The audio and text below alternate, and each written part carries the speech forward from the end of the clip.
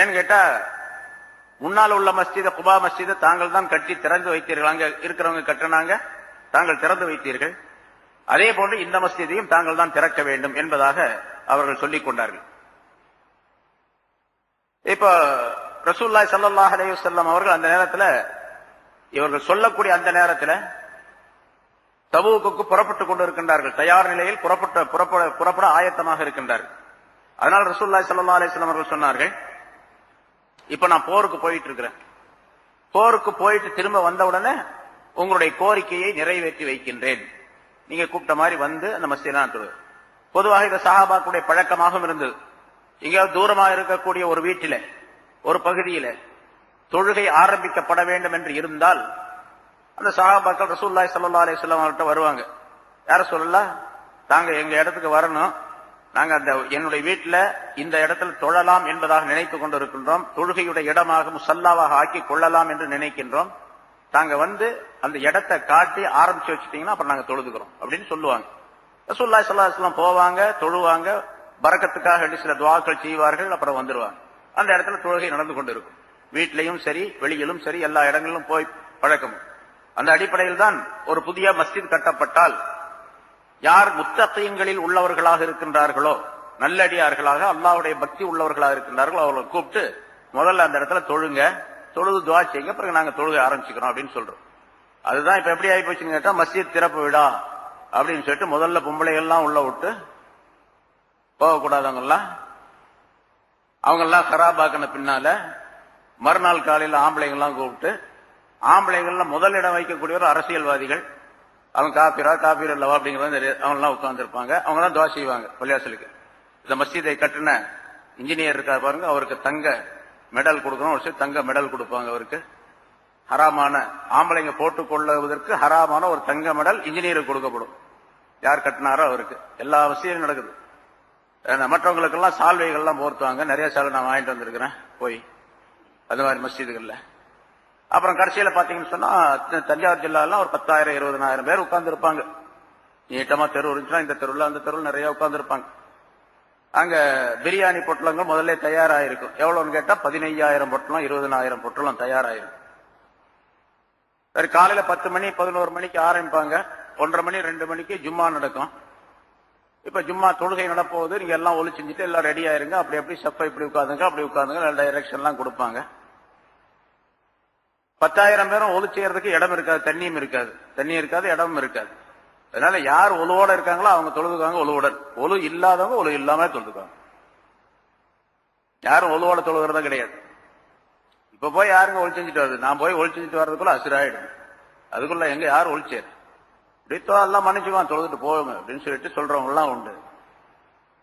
மஸ்ஜிது ஒரு இடத்துல ஏற்படுத்தப்பட்டால் நல்ல மனிதரை கொண்டு போய், அல்லாஹ்வுடைய பக்தி உள்ள ஒரு மனிதரை அழைத்து கொண்டு போய் அவரை தொழச் சொல்லி, தொழ வைக்க சொல்லி, துஆ செய்ய சொல்லி அந்த பரக்கத்தை பெற்றுக்கொள்ள வேண்டும் என்பதுதான் சட்டம். ரசூலுல்லாஹி ஸல்லல்லாஹு அலைஹி வஸல்லம் செஞ்சிருக்காங்க பல இடங்கள். அது எப்படி ஆயிடுச்சுன்னா ஒரு சடங்காக ஆக்கப்பட்டு கடைசியில அது ஹராபாக போச்சு. எல்லாமே வீண் வேடிக்கையாக விளையாட்டாக பூரா.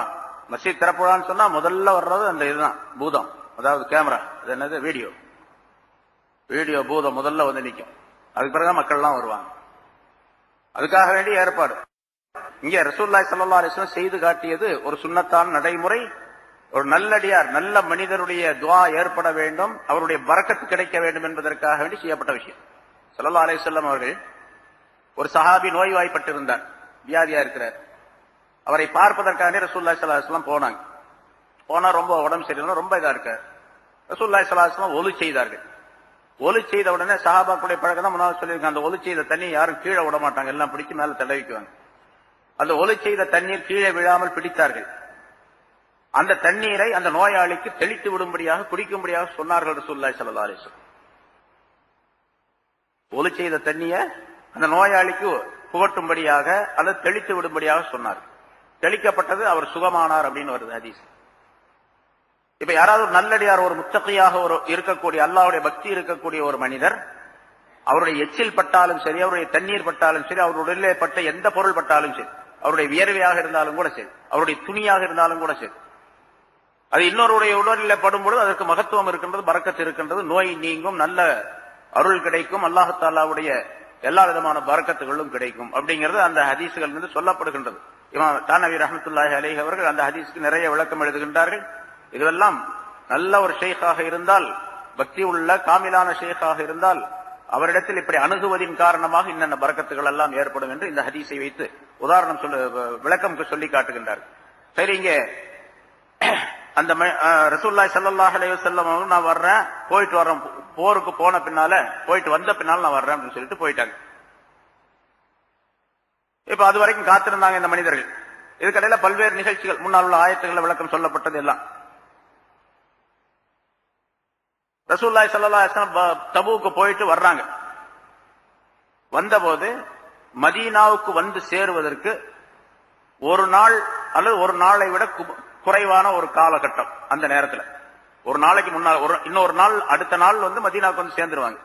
அந்த மாதிரி நேரத்தில் ஹஜ்ரத் ஜிப்ரீல் அலைஹிஸ்ஸலாம் அவர்கள் வந்தார்கள்.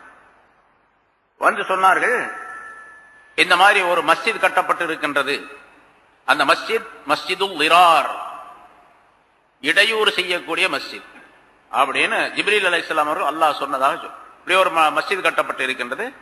அந்த மஸ்ஜித் நீங்கள் தொழு வைப்பதற்கு தகுதியானதல்ல, அங்க போய் தொழ வைக்க கூடாது. நீங்க அது மட்டுமல்ல, அந்த மஸ்ஜிதை நீங்கள் இடித்து விடவும் வேண்டும், இடித்துவிட கட்டளையிட வேண்டும் என்பதாக ஜிப்ரீல் அலைஹிஸ்ஸலாம் அவர்கள் சொல்லி சென்றார்.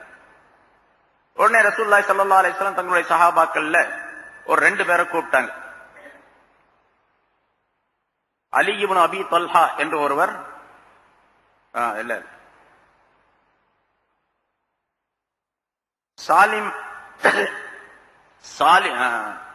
மாலிக் பின் துக்ஷம் என்று ஒருவர், மஅன் பின் அதி என்று ஒருவர், 2 சஹாபி. மாலிக் என்பவர் ஒருவர், மஅன் என்பவர் ஒருவர். இந்த 2 பேரையும் கூப்பிட்டு நீங்க 2 பேரும் வேகமா குபாவுக்கு செல்லுங்க. அங்க இன்னிடத்துல ஒரு மஸ்ஜித் கட்டப்பட்டு இருக்கின்றது. அந்த மஸ்ஜிதை இடித்து தரைமட்டமாக்கி வாருங்கள். அது தரைமட்டமாக்கப்படுவது மட்டுமல்ல, அதை நீங்கள் நெருப்பிட்டு கரித்து விடவும் வேண்டும் என்பதாக ரசூலுல்லாஹி ஸல்லல்லாஹு அலைஹி வஸல்லம் சொன்னார். ஒரு மஸ்ஜித், கட்டப்பட்ட மஸ்ஜிதை இடித்து தரைமட்டமாக்கி நெருப்பு வைத்து கொளுத்தி அதை கரித்து விட வேண்டும் என்பதாக சொன்னார். இவங்க 2 பேரும் போனாங்க. அங்க குபாவுக்கு அருகிலே போன உடனே இந்த மாலிக் என்பவர், மாலிக் இப்னு துக்ஷம் என்பவர் மாநிலத்தில் சொன்னார், நீ போயிட்டு இருங்க, நான் சொந்தக்கார வீடு ஒருத்தர் இருக்குது, அங்க போய் கொஞ்சம் நெருப்பு கொண்டு வர்றேன் அப்படின்னாரு. கரிச்சியோட சொன்னாங்கல்ல, நெருப்பு கொண்டு வர்றேன். இவர் போனாரு. அங்க இவரை சார்ந்த குடும்பத்தினுடைய வீடு இருந்தது. அந்த வீட்டுல போய் ஒரு நெருப்பு பந்தத்தை கொளுத்தி கொண்டு வந்தார். 2 பேரும் சேர்ந்து அந்த மஸ்ஜிதை இடிச்சாங்க, நெருப்பு வச்சு கொளுத்தினாங்க, எல்லாம் தரமட்டமாச்சு, கரிஞ்சிருச்சு. பிறகு ரசூலுல்லாஹி ஸல்லல்லாஹு அலைஹி வஸல்லம் அவர்களிடத்துல வந்தார்கள் 2 பேரும். சரி, இப்ப 2 பேரும் இடிச்சாங்க, கரிச்சாங்க, அவங்க ஒருத்தருமே ஒண்ணுமே சொல்லலையாப்பா? எல்லாம் கலாட்டாலாம் பண்ணிருப்பாங்க, எல்லாம் செஞ்சிருப்பாங்க. ஆனாலும் ரசூலுல்லாஹி ஸல்லல்லாஹு அலைஹி வஸல்லம் கட்டளை என்று சொன்ன உடனே மற்றவர்கள் அங்க கிட்ட நெருங்க முடியல. இது ரசூலுல்லாஹி ஸல்லல்லாஹு அலைஹி வஸல்லம் சொன்ன உத்தரவு. அதனால இதை இடிக்க சொன்னாங்க, இதை கரிக்க சொன்னாங்க அப்படின்னு சொல்லி 2 பேரும் சேர்ந்து அதை கரித்து வந்தார்கள். இந்த நேரத்தில் தான் அல்லாஹ் தஆலா, அதாவது ஜிப்ரீல் அலைஹிஸ்ஸலாம் சொன்னாங்க பாருங்க, அந்த நேரத்தில் தான் இந்த ஆயத் இறக்கப்பட்டது. வல்லதீன தஹது மஸ்ஜிதம் திராரன், சில நபர்கள் இடையூறுக்காக வேண்டி, இடையூறு செய்வதற்காக வேண்டிய ஒரு மஸ்ஜிதை கட்டினார்களே, அப்படிப்பட்டவர்கள். ஓ குஃப்ரன், அல்லாஹ்வை நிராகரிப்பதற்காக வேண்டிய கட்டினார்கள். ஓ தஃப்ரீகம் பைனல் முஃமினீன், மூமின்களுக்கு மத்தியிலே பிரிவினையை உண்டாக்க வேண்டும் என்பதற்காக வேண்டிய மஸ்ஜிதை கட்டினாங்க. வ இர்சாதன் லிமன் ஹாரபல்லாஹ வ ரசூலஹு, அல்லாஹ்விடத்திலும் அல்லாஹ்வுடைய ரசூலிடத்திலும் மின் கபுல், இதற்கு முன்னதாகவே, இந்த கட்டடம் கட்டப்படுவதற்கு முன்னதாகவே அல்லாஹ்விடத்திலும் ரசூலிடத்திலும் போரிடுவதற்கு தயாரான அந்த மனிதனை எதிர்பார்த்து, அதுதான் ஆமிர், அபு ஆமிர் என்பவர். இர்சாதல் லிமன் ஹாரபல்லாஹ வ ரசூலஹு, அல்லாஹ்விடத்திலும் ரசூலிடத்திலும் போரிடுவதற்கு உரிய அந்த மனிதனை எதிர்பார்த்தவர்களாக அல்லது எதிர்பார்த்ததாக. அப்ப அந்த மனிதன் என்ன வந்து சேரலன்னு அர்த்தம். இதுல இந்த ஆயத்திரம் தெரியுது, அவன் என்ன வந்து சேரல. ஆனா அவன் மூலமாக இந்த ஆள்கள் வந்து போய் சொன்னாங்க, இந்த மாதிரி தாங்க திறப்பு விழா நடத்தணும்னு சொன்னாங்க. ஆனா பின்னால இந்த நிகழ்ச்சி நடந்தது. ரசூலுல்லாஹி ஸல்லல்லாஹு அலைஹி வஸல்லம் 2 பேர்த்த அனுப்பி அதை இடிக்க செஞ்சாங்க, கரிச்சாங்க. ஆனா அல்லாஹ் தஆலா இங்க 3 விதமான தீமைகளை குறிப்பிடுகின்றான். அந்த மஸ்ஜித் கட்டப்பட்டதனுடைய தீமையான நிலை. லிராரன், இடையூறு செய்வதற்காக வேண்டி, அடுத்தவருக்கு இடையூறு செய்ய வேண்டும். உண்மையிலேயே மஸ்ஜிது கட்டப்பட்டு அதுல எல்லாம் ஜனங்கள்லாம் தொழணும் அப்படிங்கறதுக்காண்டி கட்டலாமே. கட்ட நோக்கம் என்ன? முஸ்லிம்களுக்கு இடையூறு செய்யும். இப்ப சில பேர் கட்டுறாங்களே இல்லையா, அதுக்கு பேர் தௌஹீத் மஸ்ஜித் வச்சுக்கிறான். அதுக்கு தௌஹீதுக்கு எதிரானது அந்த மஸ்ஜித பேர் தௌஹீத் மஸ்ஜித் வச்சுக்கிறான். நம்ம இருக்கிற தௌஹீத் மஸ்ஜித், இந்த மஸ்ஜித் தௌஹீத் மஸ்ஜித். எந்தெந்த மஸ்ஜித் பழையதா இருக்கு அது பூரா தௌஹீதுடைய மஸ்ஜித். ஆனா நம்ம தௌஹீதுடைய மஸ்ஜித் பேர் சொல்றது இல்ல, பொதுவா மஸ்ஜித் சொல்றோம். அவன் புதுசா ஒரு மஸ்ஜிதை கட்டி அதுக்கு தௌஹீதுடைய மஸ்ஜித் வச்சு இங்க என்னென்ன 3 காரணங்கள் சொல்லப்பட்டு அது பூரா அவன் செய்யணும். இப்ப இந்த மஸ்ஜிதெல்லாம் என்ன பண்ணணும்? இந்த சட்டப்படி பார்த்தா, இந்த ஆயத்தப்படி பார்த்தா இஸ்லாமிய ஆட்சியாக இருந்தா இடிச்சு தள்ளணும். ஆனா அப்படி இருக்க கூடாது. அது ரசூலுல்லாஹி ஸல்லல்லாஹு அலைஹி வஸல்லம் அவர்களுக்கு சொன்ன உத்தரவு. இப்ப இருக்கிறதா தான் அதுக்கு சில நிபந்தனைகள் இருக்கின்றன. சரி, இங்க லிராரன், இடையூறு செய்வதற்காக வேண்டி பாருங்க, இடையூறு செய்வதற்காண்டியே தான் கட்டுறான் தௌஹீத் மஸ்ஜித். அதே மாதிரி குஃப்ரன், நிராகரிப்புக்காக வேண்டி.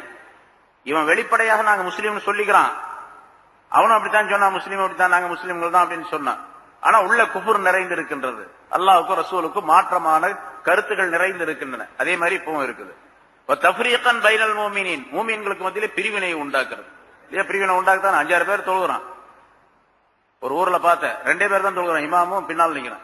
இமாமுக்கும் தொப்பி இல்லை, அவனுக்கும் தொப்பி இல்லை, 2 பேரும் தொழுகிறான். 2 பேர் தொழுகிறதுக்கு அவர் தொழு வைக்கிறாரு, இவர் தொழுகிறாரு. தொழுகிறதுக்கு பெரிய மைக்க கொண்டு வந்து வச்சு அந்த இருக்கக்கூடிய அந்த மஸ்ஜிதுக்கு இடையூறு செய்வதற்காண்டி இவன் தொழுகிற, அவங்க தொழுகிற நேரத்திலேயே இவனும் தொழுகையை ஆரம்பிச்சு பெரிய சத்தம் போட்டு அந்த ஸ்பீக்கர் வால்யூம் கூட வச்சு இங்க தொழுகிறவங்களுக்கெல்லாம் இடையூறா இருக்கு. அவர் கிராத் ஓதுறாரு, அழகா ரொம்ப நீட்டி நீட்டி ஓதுவார். இங்க இருக்கிறவங்களுக்கெல்லாம் இடைஞ்சலா இருக்கும். தொழுகிறவங்களுக்கெல்லாம் இருக்கிறது 2 பேரு, 2 பேர்த்துக்கு ஒரு பெரிய மைக்க வச்சு ஸ்பீக்கரை வச்சு அதை வச்சு இதை வச்சு எங்க எந்த நேரத்தில எல்லாம் பாரம்பரியமாக இருக்கக்கூடிய மஸ்ஜிதுல பயான் நடக்குதோ, விவரங்கள் சொல்றாங்களோ, ஜும்மா நடக்குதோ, அந்த நேரத்தில் உடனடியாக அங்க ஏற்பாடு பண்ணுவோம். இதை நம்ம இந்த நாட்டில் நம்ம பாக்குறோம். மஸ்ஜிதுல எப்ப பாங்கு சொல்றாங்க அந்த நேரத்தில் கோயில்ல பாட்டு போடுவோம். நம்ம மஸ்ஜித் பக்கத்துல பாக்குறோம். இங்க எப்ப தொழுகிறாங்களோ அங்க வேகமா சத்தம் போட்டு பாட்டு திருப்பி வைப்பான் எல்லாத்தையும். இதுக்கு நேரா இருக்கணுங்கிறதுக்காண்டி அந்த குழாயை வேண்டி திருப்பி வைப்பான் ஸ்பீக்கரை. இது பூரா அவனும் செய்யறான். அப்ப இவனுக்கு அவனுக்கு என்ன வித்தியாசம்? 3 காரணம் இங்க. லிராரன், இடையூறு செய்வதற்காக வேண்டி. குஃப்ரன், குஃபுருக்காக வேண்டி. தஃப்ரீகன் பைனல் முஃமினீன், மூமின்களுக்கு மத்தியிலே பிரிவினை உண்டாக்குவதற்காக வேண்டி ஒரு மஸ்ஜிதை கட்டினார்களே அத்தகையவர்கள். இன்னொரு காரணத்தை சேர்த்து சொன்னான். அவன் அந்த காரணம் அவன்கிட்ட இருந்தது. வை ரிசாதல் லிமன் ஹாரபல்லாஹு ரசூலஹு மின் கபல், இந்த கட்டணம் கட்டுவதற்கு முன்னாலே அல்லாஹ்விடத்தில் ரசூலிடத்தில் போரிடுவதற்காக வேண்டி தயாராக நிலையில் இருந்தானே, எதிர்பார்த்திருந்தானே, அவனுக்காக வேண்டி என்று சொன்னான். இது ரசூலுல்லாஹி ஸல்லல்லாஹு அலைஹி வஸல்லம் இடத்துல போய் பேசினா அந்த சொன்னானா இல்லையா? ஒரு துஆ செஞ்சா அந்த துஆவுக்கு ரசூலுல்லாஹி ஸல்லல்லாஹு அலைஹி வஸல்லம் ஆமீன் சொன்னாங்க அப்படின்னு சொன்னாமா இல்லையா? இதுக்கு முன்னாலேயே ரசூலுல்லாஹி ஸல்லல்லாஹு அலைஹி வஸல்லம் அவர்களிடத்துல போர் செஞ்சிருக்கிறான். சொற்போர், வாழ் போர் அல்ல, சொற்போர் செஞ்சிருக்கிறான். அதனால அல்லாஹ் தஆலா இங்கே சொல்லுகின்றான் என்பதாக குறிப்பிடப்பட்டிருக்கிறது. இந்த சம்பவத்திற்கு பின்னால அங்க அந்த மஸ்ஜித் இடிக்கப்பட்டது, தரைமட்டமாக்கப்பட்டது. பிறகு ரசூலுல்லாஹி ஸல்லல்லாஹு அலைஹி வஸல்லம் அவர்கள் மதீனாவுக்கு வந்தாங்க. வந்த பின்னால அந்த இடத்துல எந்த மஸ்ஜித் கட்டப்பட்டதோ அந்த இடத்துல, அந்த மஸ்ஜித் லிரார் என்ற அந்த முனாஃபிகீன் கட்டின அந்த மஸ்ஜிதுடைய இடத்துல ஒரு சஹாபியை கூப்பிட்டு, உங்களுக்கு அந்த இடத்துல நீங்க ஒரு வீடு கட்டி கொள்ளுங்கள் அப்படின்னு சொன்னாங்க. நீங்க அந்த இடத்துல ஒரு வீடு கட்டி இருந்து குடியிருங்க அப்படின்னு சொன்னாங்க. அவர் சொன்னாரு, யார சொல்லலாம், அல்லாஹ் குர்ஆன்ல அந்த வீட்டை பத்தி, அந்த இடத்தை பத்தி இப்படி சொல்லி இருக்கிறான். அதாவது மஸ்ஜித் லிரார், துன்பம் தருவதற்காக வேண்டி உள்ள கட்டப்பட்ட மஸ்ஜித் அப்படின்னு சொல்லி அல்லாஹ் சொல்றான். அல்லாஹ் சொன்ன அந்த இடத்துல அல்லாஹ் தஆலா வெறுப்படைந்த அந்த இடத்துல தாங்கள் உத்தரவிட்டு அதை இடித்து தரைமட்டமாக்கி கொளுத்தியும் விட்டீர்கள், நெருப்பிட்டு. அப்படிப்பட்ட இடத்துல நான் வீடு கட்டுறதுக்கு விரும்பல அப்படின்ட்டாரு. அந்த இடத்துல போய் நான் வீடு கட்டி குடியிருக்க விரும்பவில்லை சொல்லிட்டு அவர் சொன்னார், வலாக்கின் அஅதிஹி சாபித் இப்னு அக்ரம். சாபித் இப்னு அக்ரம் என்று ஒரு சஹாபி இருக்கிறார், உங்களுக்கு தெரியும். ஃபஇன்னஹு லா மன்சில லஹு, அவருக்கு வீடு இல்லை, அவர் வீடு இல்லாம இருந்துட்டு இருக்கார். அவருக்கு தாங்க கொடுத்தீங்கன்னா நல்லா இருக்கு, எனக்கு ஒரு வீடு இருக்கு, அதனால எனக்கு தேவையில்லை அப்படின்ட்டு. சரி, ரசூலுல்லாஹி ஸல்லல்லாஹு அலைஹி வஸல்லம் சாபித் அப்படிங்கிறவரை கூப்பிட்டு அந்த இடத்துல நீ வீடு கட்டிக்க அப்படின்னு சொல்லி சொன்னாங்க. அவர் வீடு கட்டினாரு. சரி, இடம் கிடைச்சிச்சு அப்படின்னு சொல்லி வீடு கட்டிக்கிட்டாரு. ஆனா வீடு கட்டின பிறகு அந்த சந்ததியில அங்க யார் இருந்தாங்களோ அவர் இருக்கிற வரைக்கும் அதுக்கு பின்னால் அவருடைய குழந்தைகள், அவருக்கு பின்னால் அவங்களுடைய குழந்தைகள், யாருக்குமே குழந்தை பிறக்கவே இல்லை. குழந்தை பிறக்கவில்லை என்பது மட்டுமல்ல, அந்த காலத்துல அரபியர்கள் ஆடு மாடு தான் அவங்களுடைய சொந்த, அது சிறப்பான சொத்து. ஒட்டகம், ஆடு, மாடு இதெல்லாம் வச்சிருப்பாங்க. எந்த ஆட்டு மாட்டுக்கும் குழந்தை பிறக்கவே இல்லை, அதாவது குட்டி போடவே இல்லை இந்த ஆடு மாடு. ஆடு மாடு மட்டுமல்ல, கோழி வளர்த்துக்கிட்டு இருந்தாங்களா, எந்த கோழியும் குஞ்சு பொரிக்கவே இல்லை என்பதாக அந்த இடத்தை பற்றி ஒரு சம்பவம் சொல்லப்பட்டிருக்கின்றது. ஆக அந்த இடம் அல்லாஹ்வினால் ரசூலினால் சபிக்கப்பட்ட இடமாக ஆக்கப்பட்டு விட்டது. இப்ப பாருங்க, நல்ல இடமா தான் இருந்துச்சு. முனாஃபிகீன்கள் இப்படி செஞ்சு ஒரு மஸ்ஜிதை கட்டி 3 காரணம் சொல்லப்பட்ட 3 காரணம், இதுக்காக வேண்டிய அந்த மஸ்ஜிதை கட்டினதுனால அந்த இடமே சாபத்திற்குரியதாக ஆக்கப்பட்டு விட்டது. சரி, அந்த மஸ்ஜிது கட்டப்பட்ட பின்னால ரசூலுல்லாஹி ஸல்லல்லாஹு அலைஹி வஸல்லம் தபூக்கு போருக்கு போனாங்க. அதுக்கு பின்னால வந்தாங்க. கிட்டத்தட்ட 1 மாசம் வச்சுங்களேன், 1 மாசத்துக்கு மேல ஆயிடுச்சு அது கட்டி. இப்ப கட்டண பின்னால அதுல ஒருத்தர் தொழுது வச்சுட்டு இருந்தார். மஜ்மா பின் ஹாரிசா என்று அவர் பேர். அவர் தொழுது வச்சுட்டு இருந்தார். இந்த மஸ்ஜிதை இடிச்ச பின்னால அவருக்கு பயம் வந்துருச்சு. சரி, அவர் அதை விட்டு ஒதுங்கிட்டார். பிறகு ஹஜ்ரத் உமர் ரலியல்லாஹு தஆலாவுடைய ஆட்சி காலத்துல அசல் குபா மஸ்ஜித் இருக்குல்ல, இப்ப மஸ்ஜித் இருக்கா இல்லையா, ரசூலுல்லாஹி ஸல்லல்லாஹு அலைஹி வஸல்லம் கட்டின மஸ்ஜித், அந்த மஸ்ஜிதை பத்தி அடுத்து அல்லாஹ் தஆலா சொல்றான். அந்த மஸ்ஜிதுக்கு ஒரு இமாம் தேவை அப்படின்னு சொல்லிட்டு கலீஃபாட்ட வந்து சொன்னாங்க. உமர் ரலியல்லாஹு தஆலா அவங்க சொல்லிட்டு சொன்னாங்க, இந்த மஜ்மா பின் ஹாரிசா இருக்கார், நல்லா கிராத் ஓதுவார், அழகா இருக்கு, குர்ஆன் நல்லா தெரிஞ்சவர், ஹாபிஸ், அவரு நல்லா கிராத் ஓதுவாரு, அவரை நாங்க இமாமாக நியமிக்கலாம்னு இருக்கிறோம், தாங்க உத்தரவு கொடுத்தீங்கன்னு நியமிச்சுக்கலாம். ஏன்னா இவர் தான் ஹலீஃபா, பிரசிடென்ட், அதாவது ஜனாதிபதி, அதனால அவங்க உத்தரவு கொடுத்தா நியமிச்சுக்கிறோம் அப்படின்னு சொல்லி சொன்னாங்க. ஹஜ்ரத் உமர் ரலியல்லாஹு தஆலா அவர்கள் சொன்னாங்க, அவரையும் கூட்டு வந்திருக்கிறாங்க, அந்த மஜ்மா என்பவரையும் கூட்டு வந்திருக்கிறாங்க. இவர் முதல்ல அந்த மஸ்ஜித் லிரார்ல இமாமா இருந்தார்ல இவரு அப்படின்னு கேட்டாங்க. அப்ப மஜ்மா சொன்னாரு, இருந்தார்ல அப்படின்னு கேட்கறவருடைய கேள்வியிலேயே என்னாச்சு, அவர் பயந்து போய், ஆஹா நமக்கு வேலை கிடைக்காது போல் இருக்க, வேலை கிடைக்கணும், சம்பளம்லாம் கிடையாது அந்த காலத்துல, இமாமத்து வேலைங்கிறதே பெரிய காரியம், பெரிய பதவி அது, ஏன்னா ரசூலுல்லாஹ் செஞ்ச வேலை இல்லை அது. அதனாலதான் இமாமத்துக்கு வர்றதுக்குலாம் எங்களுக்கெல்லாம் ரொம்ப பயம், நாங்கெல்லாம் தகுதியே கிடையாது, சும்மா என்னமோ பஞ்சத்துக்கு ஆண்டிங்கிறது சொல்றாங்களா, அந்த மாதிரி தொழில் வச்சுட்டு இருக்கோம். அசல்ல இமாமத்துல இமாமா இருக்கக்கூடிய எப்படி இருக்குன்னு கேட்டா, அல்லாஹுடைய பக்தி நிறைந்தவரா இருக்கணும், முத்தகியா இருக்கணும், தக்வா உள்ளவரா இருக்கணும், எல்லா சுன்னத்தான காரியங்களையும் சரியா செய்யக்கூடியவரா இருக்கணும், முஸ்தஹப்பான காரியங்களை எல்லாம் பரல போன்று கடைபிடிக்கக்கூடியவரா இருக்கணும். அவர் தான் இமாமா இருக்கணும். அவர் பின்னால் நின்று தொழுதாவே மக்கள் எல்லாம் பக்தி உள்ளவர்களாக மாறணும். அப்படி இருக்கா, நம்ம தொழுக வச்சோம்னா பக்தி எல்லாம் போயிடுது இருக்கிறது சேர்ந்து இல்லையா, அந்த மாதிரி இருக்கக்கூடாது. அதனாலதான் அழகான கிராத் ஓதுறவர் ஒரு சஹாபியும் கூட மஜ்மா என்பவர். அதனால சொன்னாங்க, அப்படி இவர் அங்க தொழுக வச்சவர் அல்லவா அப்படின்னு கேட்டாங்க. அவரு சொன்னாரு, யா அமீர் அல் முஃமினீன் லா தாஜல் அலைய, அமீர் அல் முஃமினீன் அவர்களே அவசரப்படாதீங்க, வல்லாஹி லகத் ஸல்லைத்து வ இன்னி லா அலுமரு அலைஹி, அவங்க உள்ள விஷயத்தை மறைச்சு வச்சுட்டு என்ன தொழ வைக்க சொன்னாங்க, இமாமா இருந்து நான் தொழ வச்சேன், அவ்வளவுதான். அவங்க என்ன நோக்கம் அவங்களுக்கு உள்ள அப்படி இருக்குது அப்படின்னு எனக்கு தெரியல, அதனால தொழ வச்சேன்.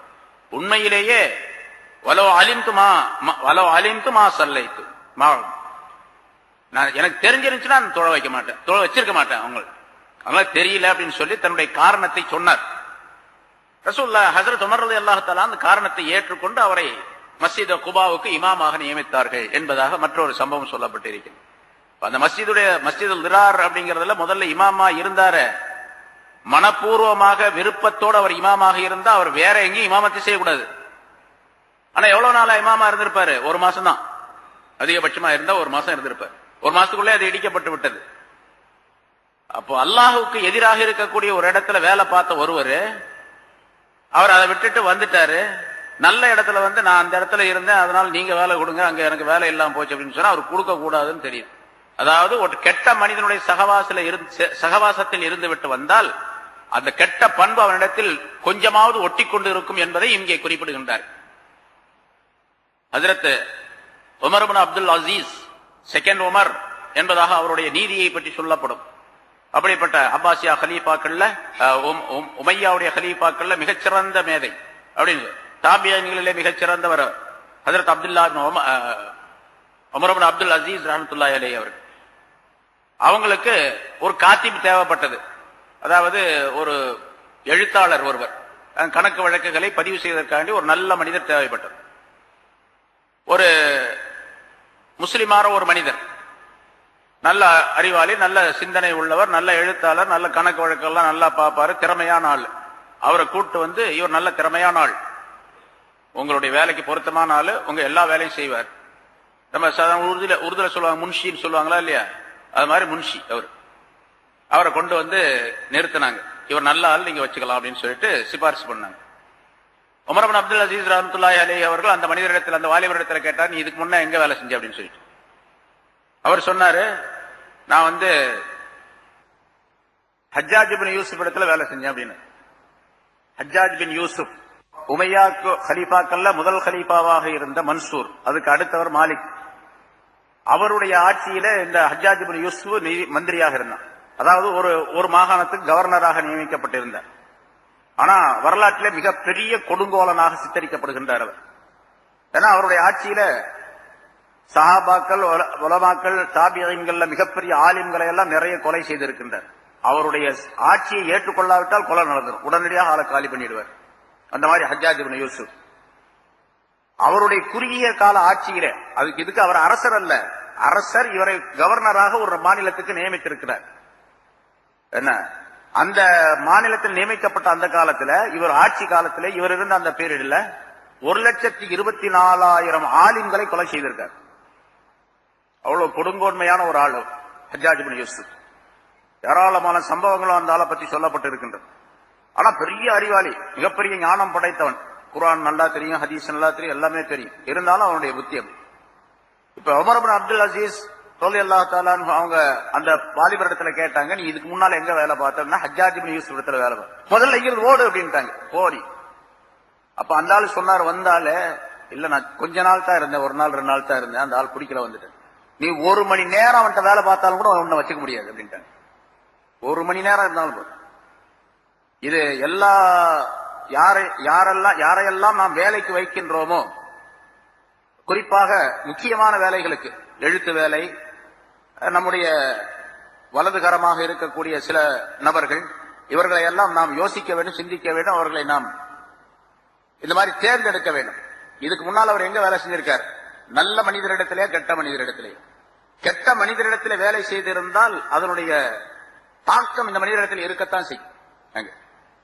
முதல்ல பார்க்கணும் அந்த ஆள் எங்க வேலை செஞ்சிருக்கான் அப்படின்னு என்பது வரலாற்றில் சொல்லப்படுகின்றது. அதனால இங்க பாருங்க, உமர் ரலியல்லாஹு தஆலா கேட்கிறாங்க, நீ இதுக்கு முதல்ல மஸ்ஜிதுல் இமாமா இருந்தால அப்படின்னு கேட்டாங்க. அவர் பயந்து போய், நான் கொஞ்ச நாள் தான் இருந்தேன், எனக்கு தெரியாது அப்படின்ட்டார். கொஞ்ச நாள் இருந்தேன், எனக்கு தெரியாதானே. ஆனா தெரியாது அப்படின்னு சொல்லிட்டு அவர் உண்மையை சொல்லியிருக்காரு. அவர் உண்மை சொல்லுகிறார் அப்படிங்கறதும் உமர் ரலியல்லாஹு தஆலாவுக்கு தெரிஞ்சு. அதனாலதான் உடனே சரி பரவாயில்ல, நீ போய் இமாமா இரு என்று நியமனம் செய்தார்கள் என்பதாக குறிப்பிடப்படுகின்றது. இந்த இடத்துல உலமாக்கள் சில கருத்துக்களை குறிப்பிடுகின்றார்கள். இமாம்கள் நமக்கு ஒரு ஊர்ல ஒரு மஸ்ஜித் கட்டப்பட்டு அந்த ஊர்ல தொழுதுகிட்டு இருக்கிறாங்கன்னு வச்சுக்கோங்க.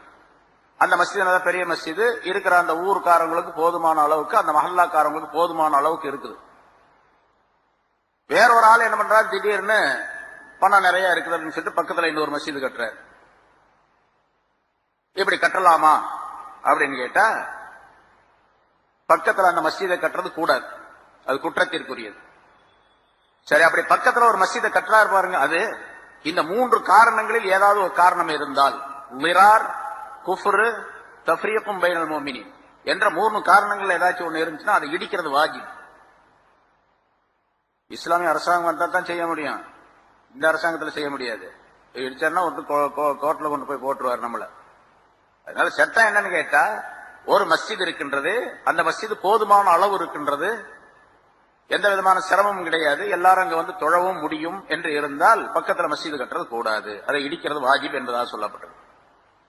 அது கட்டுறதுக்கு முன்னாலேயே தெரிஞ்சா அதை கட்டாமல் தடுப்பதும் வாஜிப், கட்ட விடாமல் தடுப்பதும் வாஜிப். இது கட்டுறதுக்குரிய நோக்கம் இந்த மாதிரி 3 காரணங்களே ஏதாவது ஒண்ணு இருக்கணும். அந்த அந்த மஸ்ஜிதுக்கு பாரம்பரியமா இருக்கக்கூடிய மஸ்ஜிதுக்கு யாரும் போகக்கூடாது, தான் கட்டுற மஸ்ஜிதுக்கு தான் வரணும் அப்படிங்கிற நோக்கத்துல கட்டினா அதுவும் வந்து விரார், இடையூறு செய்யக்கூடிய. ஆனா பக்கத்துல ஒரு மஸ்ஜிது கட்டுறாரு, இந்த மஸ்ஜிதுக்காரங்க தடுக்கிறாங்க, அதை இந்த மஹல்லாக்காரங்க கட்டக்கூடாதுன்னு தடுக்கிறாங்க. ஏன்னு கேட்டா இவங்களுடைய பவர் எல்லாம் போயிடும். அவர் கட்டினார்னு சொன்னா எல்லாம் அவர் பக்கம் சாஞ்சிருவாங்க, இவங்களுக்கு பவர் எல்லாம் போயிடும். உண்மையிலேயே இந்த மஸ்ஜிதுல இடம் பத்தல, அவர் அதுக்காக வேண்டி கட்டுறாரு. இடம் பத்தல அப்படிங்கறதுக்காக வேண்டி கொஞ்சம் இன்னொரு மஸ்ஜித் இருந்தா ஜனங்கள்லாம் வந்து தொழுவதுக்கு நல்லா இருக்குமே, ஜும்மாவில பாத்தீங்கன்னா ரொம்ப கஷ்டமா இருக்குது, அதனால இன்னொரு மஸ்ஜிதை கட்டினா ஜும்மாவுக்கு பாதி அங்க போயிடும் பாதி இங்க வருமே அப்படிங்கறதுக்காண்டி கட்டுறாருன்னு வச்சுங்க. இப்ப கூடும். ஆக இருக்கக்கூடிய அந்த மஸ்ஜித் இடம் போதவில்லை என்று சொன்னால் அடுத்த மஸ்ஜித் கட்டலாம். அது அல்லாஹுக்காக வேண்டி நல்ல நோக்கத்திற்காக வேண்டி இருக்கணும். ஏன்னா ரசூலுல்லாஹி ஸல்லல்லாஹு அலைஹி வஸல்லம் அவர்கள் மன் பனா லில்லாஹி, எவர் ஒருவர் அல்லாஹ்வுக்காக வேண்டி ஒரு மஸ்ஜிதை கட்டுகிறாரோ அப்படின்னு தான் சொன்னாங்க. பத்தலைங்கிறதுக்காண்டி கட்டுறாரோ அப்படி சொல்லல. மன் பனா லில்லாஹி, அல்லாஹ்வுக்காக வேண்டி கட்டினா அப்படிங்கிற இடத்துல அல்லாஹ்வுக்காக வேண்டி அப்படிங்கிறது இல்லாம உலகத்தினுடைய வேறு ஏதேனும் ஒரு நோக்கத்திற்காக வேண்டி ஒரு மஸ்ஜித், ஒரு மனிதன் ஒரு மஸ்ஜிதை கட்டுகின்றார் என்று சொன்னால் அது தப்பு. மஸ்ஜிது இடம் போதவில்லை அல்லது வந்து அந்த மஸ்ஜிதிலே தொழுவதின் காரணமாக பலவிதமான இடையூறுகள் இருக்கின்றன அப்படின்னு சொல்லி ஒரு மஸ்ஜிதை பற்றி சொல்லப்படுகிறதுன்னு வச்சுங்க. வேற ஏதாவது சில காரணம் இருக்கு, அந்த காரணத்தினால அந்த மஸ்ஜிதுக்கு ஜனங்கள் போறதுக்கு முடியல அப்படின்னு வச்சுங்க. உதாரணமா நம்ம நாட்டில் எடுத்துக்கிட்டீங்கன்னு சொன்னா ஒரு மஸ்ஜித் இருக்குது, மஸ்ஜிதுக்கு முன்னால் ஒரு கோயில் இருக்கு. எப்ப பார்த்தாலும் டொம்மு டொம்முன்னு தட்டிக்கிட்டே இருக்கணும் அந்த கோயில் 24 மணி நேரம். அதனால இந்த மஸ்ஜிதுக்கு போக முடியலன்னு ஜனங்க வந்து ரிப்போர்ட் பண்றாங்க. வேற மஸ்ஜித் இல்ல அந்த இடத்துல. இப்ப பக்கத்துல கொஞ்சம் தூரத்துல இன்னொரு மஸ்ஜித் ஒருத்தர் கட்டுறார், இந்த மாதிரி இந்த இடையூறை தடுப்பதற்காக வேண்டி அப்படின்னு சொல்லிட்டு தன்னுடைய இடத்துல செலவு பண்ணி ஒரு மஸ்ஜித் கட்டுறாருன்னு வச்சுங்க. இந்த இடத்துல இருக்கவங்களும் அந்த இடத்துக்கு போகலாம் அப்படின்னு வரும். ஏன்னு கேட்டா இது வந்து அந்த கோயில் பக்கத்துல இருக்கிறதுனால அடுத்தவருடைய இதுகளை சம்பாதிக்க வேண்டிய, அதாவது எதிர்ப்புகளை சமாளிக்க வேண்டிய சூழ்நிலை, அவருடைய வெறுப்பை சம்பாதிக்கக்கூடிய சூழ்நிலை ஏற்படுது. அதெல்லாம் தடுக்கிறதுக்காக வேண்டி அடுத்தவர் மஸ்ஜித் கட்டுறாரு, அந்த மஸ்ஜித் கட்டினா பரவாயில்ல, அது கூடும். இதுல இருந்து இன்னொரு சட்டம் சொல்லப்படுகின்றது. ஒரு மனிதர், அதாவது பொதுவாக லா வரர வலா விரார் அப்படின்னு சொல்லி ஒரு ஹதீஸ் ஸல்லல்லாஹு அலைஹி வஸல்லம் சொல்லியிருக்காங்க. லா வரர வலா விரார், லரர் என்பதும் கிடையாது, லிரார் என்பதும் கிடையாது. அதாவது மார்க்கத்தில் செய்யக்கூடாது. லரர்னா அப்படின்னு சொன்னா இடையூறுன்னு அர்த்தம். அது ரெண்டுக்கு விளக்கம் சொல்லும் போது இப்படி குறிப்பிடுகின்றார்கள். அதாவது லரர் என்று சொன்னால் இடையூறு அப்படின்னு, ரெண்டுக்குமே இடையூறுன்னு அர்த்தம் தான். இடையூறு, துன்பம், துயரம் விளைவித்தல், ஏதாச்சும் கஷ்டம் விளைவித்தல் அப்படிங்கிற அர்த்தம் தான் லரர் விரார் என்ற ரெண்டு வார்த்தைக்கு. இருந்தாலும் கொஞ்சம் கொஞ்சம் வித்தியாசம் இருக்கு. தனக்கு ஏதாவது ஒரு லரர் அப்படின்னு சொன்னா அடுத்தவருக்கு துன்பம் விளைவிப்பது. தனக்கு எந்த விதமான துன்பம் அதனால ஏற்படாது. அவனுக்கு பிரயோஜனம் ஏற்படலாம், பிரயோஜனம் ஏற்படாமலும் இருக்கலாம். ஆனா அடுத்தவருக்கு துன்பம் கிடைக்கிறது, இதுக்கு பேரு வரர். இது கூடாது. நான் நல்லா இருக்குன்னு அடுத்தவன் துன்பப்படணும் அப்படின்னு நினைச்சா அது கூட ஹராமாச்சு. லிரார் அப்படின்னு சொன்னா இவன் செய்யக்கூடிய காரியத்தினால இவனுக்கும் இடைஞ்சல், அடுத்தவனுக்கும் இடைஞ்சல். இவனுக்கும் இடைஞ்சல் துன்பம், அவனு அடுத்தவனுக்கும் துன்பம். பாருங்க, இப்ப மஸ்ஜிதை கட்டினா, குபாவில் மஸ்ஜிதை கட்டினா அவன் 2 பேர் சேர்ந்து அந்த அவனுடைய சொல்படி கட்டினாங்க. இப்ப கட்டணவனுக்கும் இடைஞ்சல், அதுல கட்டி யாரார் தொழுதுட்டு இருந்தாங்களோ அவங்களுக்கும் இடைஞ்சல். அவன் இடைஞ்சலுக்காக வேண்டி செஞ்சான். மூமின்களுக்கு இடைஞ்சல் செய்ய வேண்டும், இடையூறு செய்ய வேண்டும் என்பதற்காண்டி கட்டினான். அவங்களுக்கு இடையூறு தர வேண்டும் என்ற நோக்கம். ஆனா அது கட்டணோக்கே என்ன ஆச்சு, அது இடையூறாக மாறிடுச்சு. இதுக்கு பேர் லிரார். அதனாலதான் லிரார்ங்கிற வார்த்தையை அல்லாஹ் தஆலா இத்தஹது லிராரன் என்ற வார்த்தையை பயன்படுத்தி மஸ்ஜிதம் லிராரன் என்று பயன்படுத்தி இருக்கின்றான் என்று விளக்கம் தரப்படுகின்றது. சரி, இப்போ இதுல இருந்து இன்னொரு சட்டம் சொல்லப்படுகின்றது. 2 விதமான இடையூறுகள். ஒரு பொருளை கொடுக்கறான், வாங்குறான், அல்லது வந்து ஏதாவது ஒரு வீட்டை கட்டுறான், ஒரு மஸ்ஜிதை கட்டுறான், இல்லாத ஒரு கட்டடத்தை கட்டுறான். அதனால இப்படி செய்யறதுனால ஒரு இடையூறு ஏற்படுகின்றது, அடுத்தவருக்கு இடையூறு ஏற்படுகின்றது, இவனுக்கும் ஒரு இடையூறு ஏற்படுகின்றது என்று சொன்னால் இந்த 2 இடையூறுகளிலே 2 துன்பங்களிலே எது பெரியதாக இருக்கிறதோ அதை கவனித்து அதை செய்ய வேண்டும் என்பதால். உதாரணத்துக்கு சொல்லப்படுகின்றது, ஒருத்தர் ஒரு வீடு கட்டுறாருன்னு வச்சுங்க. வீடு கட்டி வீட்டுல மாடி கட்டுறார். மாடியில ஜன்னல் வைக்கிறார் ஒரு பக்கத்துல. அந்த ஜன்னல் வழியாக பார்த்தா அடுத்த வீடு தெரியுது, பக்கத்தில் உள்ள வீடு தெரியுது. இருக்கா இல்லையா, பாக்குறோம், பக்கத்தில் உள்ள வீடு தெரியுது. ஆனா அந்த ஜன்னல் கண்டிப்பாக இவருக்கு வைக்கத்தான் வேணும். ஒரு ஜன்னலோ 2 ஜன்னலோ வச்சுதான் ஆகும். ஏன்னா அது வச்சாதான் வெளிச்சமும் காத்தும் வரும் இருக்கு. இல்லாவின்னா அந்த கட்டடமே இருட்டா இருக்கும், காத்தும் வராது. அங்கே வசிக்கக்கூடியவர்களுக்கு பெரிய துன்பம் ஏற்படும், இடையூறு ஏற்படும். ஜன்னல் வச்சுதான் ஆகும். இவருடைய இடம் தான், தன்னுடைய சொந்த இடத்துல, தன்னுடைய சொந்த கட்டடத்துல, தன்னுடைய சொந்த காசை போட்டு ஒரு கட்டடத்தை கட்டுறாரு, அதுல ஜன்னல் வைக்கணும்னு இருக்குது. ஆனா ஜன்னல் வழியாக அடுத்த பின்னால் உள்ள வீட்டை பார்க்கக்கூடிய சூழ்நிலை ஏற்படும். அந்த வீட்டுல பெண்கள் இருப்பாங்க, மற்றவர்கள் இருப்பாங்க. பெண்கள் இருந்தார்கள் அப்படின்னு சொன்னா அவங்களுடைய சில சூழ்நிலைகளை நம்ம தவறாக நினைக்கக்கூடிய சூழ்நிலை ஏற்படும். அதனால பலவிதமான ஆபத்துகள், பலவிதமான சண்டை சச்சரவுகள். இன்னும் சொல்ல போனா இப்படி பார்ப்பதன் காரணமாக சில நேரங்களில 2 சாராருக்கும் தகராறு ஏற்பட்டு அது ஒரு பெரிய சமுதாய பிரச்சனையாக ஏற்படக்கூடிய சூழ்நிலையும் கூட ஏற்பட்டுவிடும் இல்லையா? அடுத்த வீட்டுல பொம்பளை எப்ப ஜன்னல்ல பாக்குறாங்க, ஜன்னல்ல பாக்குறோம். அங்க பொம்பளை இருக்கிறாங்களா இல்லையோ, நீ ஜன்னல்ல பாக்குற அப்படின்னு ரிப்போர்ட் வரும். இப்ப இந்த காலத்துல சொல்ல வேண்டியதுல போலீஸுக்கு போவான், உடனே போலீஸ்கார வருவான், அப்புறம் அரசியல்கார வருவான், எல்லா பிரச்சனையும் ஏற்படும். இப்ப இங்க 2 இடையூறு இருக்குது. வீட்டுக்காரருக்கு காத்து வரல, வெளிச்சம் வரலங்கிற இடையூறு. அந்த வீட்டுக்காரருக்கு, பக்கத்து வீட்டுக்காரருக்கு பொம்பளை பாக்குறாங்க, எங்க வீட்டை பாக்குறாங்க அங்கிருந்து அப்படிங்கிற இடையூறு. இந்த 2ல எது அசத்தானது, ரொம்ப கடுமையான இடையூறு அப்படின்னு சொன்னா, இவருக்கு காத்து வரல அப்படிங்கறத விட அடுத்த வீட்டுல பாக்குறது இடையூறு அதிகமானது. இதை விட 10 மடங்கு கூடுதலானது. அதனால இப்ப வீடு கட்டக்கூடிய இஸ்லாமிய ஷரியத்துடைய முறைப்படி என்ன செய்யணும் கேட்டா, இவர் ஜன்னலை பூரா அடைச்சிடணும், ஜன்னல் போடக்கூடாதுங்கிறது. என் இடம், என் வீடு, என் காசு, நான் போடுவேன், நீ யாரு கேட்கறதுக்கு அப்படின்னு சொல்லக்கூடாது. 2 இடையூறுகள்ல எது அசத்தாக இருக்கின்றதோ, கடுமையானதாக இருக்கின்றதோ, அதிகமான மக்களுக்கு இடையூறு தரக்கூடியதாக, துன்பங்களை விளைவிக்கக்கூடியதாக இருக்கின்றதோ அதை எடுத்துக்கொள்ள வேண்டும், சட்டமாக எடுத்துக்கொண்டு அதன்படி செயல்பட வேண்டும் என்பதும் இங்கே விளக்கப்படுகிறது. இப்போ இந்த மஸ்ஜிதை கட்டியதின் காரணமாக மக்களுக்கெல்லாம் துன்பம் ஏற்படுகின்றது. ஏன்னா அவனுடைய நோக்கமே இஸ்லாத்தை ஒழிக்கணும், முஸ்லிம்களை பிரிக்கணும் அப்படிங்கிறதுக்காக. இப்ப நம்ம பாக்குறோம், அரசியல்லையோ அரசியல் அல்லாத நிலையிலேயோ மக்களை பிரித்து செல்லக்கூடிய பல பேர் இருக்கிறாங்க. இவங்க எல்லாம் இந்த குற்றத்திற்குரியவர். 10 கட்சி இருக்குது முஸ்லிம்கள்ல, இன்னொரு கட்சி தனியா ஆரம்பிச்சு நான் தலைவனா இருக்கு அப்படிங்கறதுக்காக அங்கிருந்து கொஞ்சம் பேரை பிடிச்சிட்டு போயிடுறாங்க காசு கொடுத்து. அவன் ஒரு 4 பேரை வச்சு ஒரு கட்சியை ஆரம்பிச்சு முஸ்லிம்களை இருக்கக்கூடிய 10 பிரிவு 11 பிரிவாக்குறது. இப்ப நம்ம இதுல தமிழ்நாட்டிலேயே எடுத்துக்கொண்டா கிட்டத்தட்ட 14 கட்சி இருக்குது முஸ்லிம்களுடைய கட்சி. முஸ்லீம் லீக் ஒரு கட்சி இருந்துச்சு, அதுல இருந்து பிரிஞ்சு இன்னைக்கு எத்தனை இருக்குது? 14 கட்சி இருக்குது. அப்போ ஒவ்வொருத்தருக்கும் தனித்தனி தலைவர் இருக்கிறாங்க, தனி செயலாளர் இருக்காங்க, தனி பேடு இருக்குது, லெட்டர் பேடு இருக்குது, தனி சீல் இருக்கு, எல்லாம் போட்டுக்கிட்டு போயிட்டே இருக்கிறாங்க. இதெல்லாம் குற்றத்திற்குரியது அப்படிங்கறதும் இதன் மூலமாக, இந்த ஆயத்தின் மூலமாக விளக்கப்படுகின்றது. ரசூலுல்லாஹி ஸல்லல்லாஹு அலைஹி வஸல்லம் அவர்கள் அதை இடிச்ச பின்னால, அதுக்கு பின்னால அந்த இடத்துல என்ன பண்ணாங்கன்னா குனாசா, அதாவது குப்பை மேடாக ஆக்கி விட்டார்கள். அவர் இருந்தாரு, அவருக்கும் குழந்தை பிறக்கல, அதனால அதை பூரா எடுத்துட்டு அப்புறம் கடைசியில் என்னாச்சுன்னு கேட்டா அது குப்பை மேடாக, எப்பொழுதும் குப்பை மேடாகத்தான் இருக்கு. குபாவுல குப்பை மேடுன்னு ஒரு பகுதி இருக்குது பாருங்க.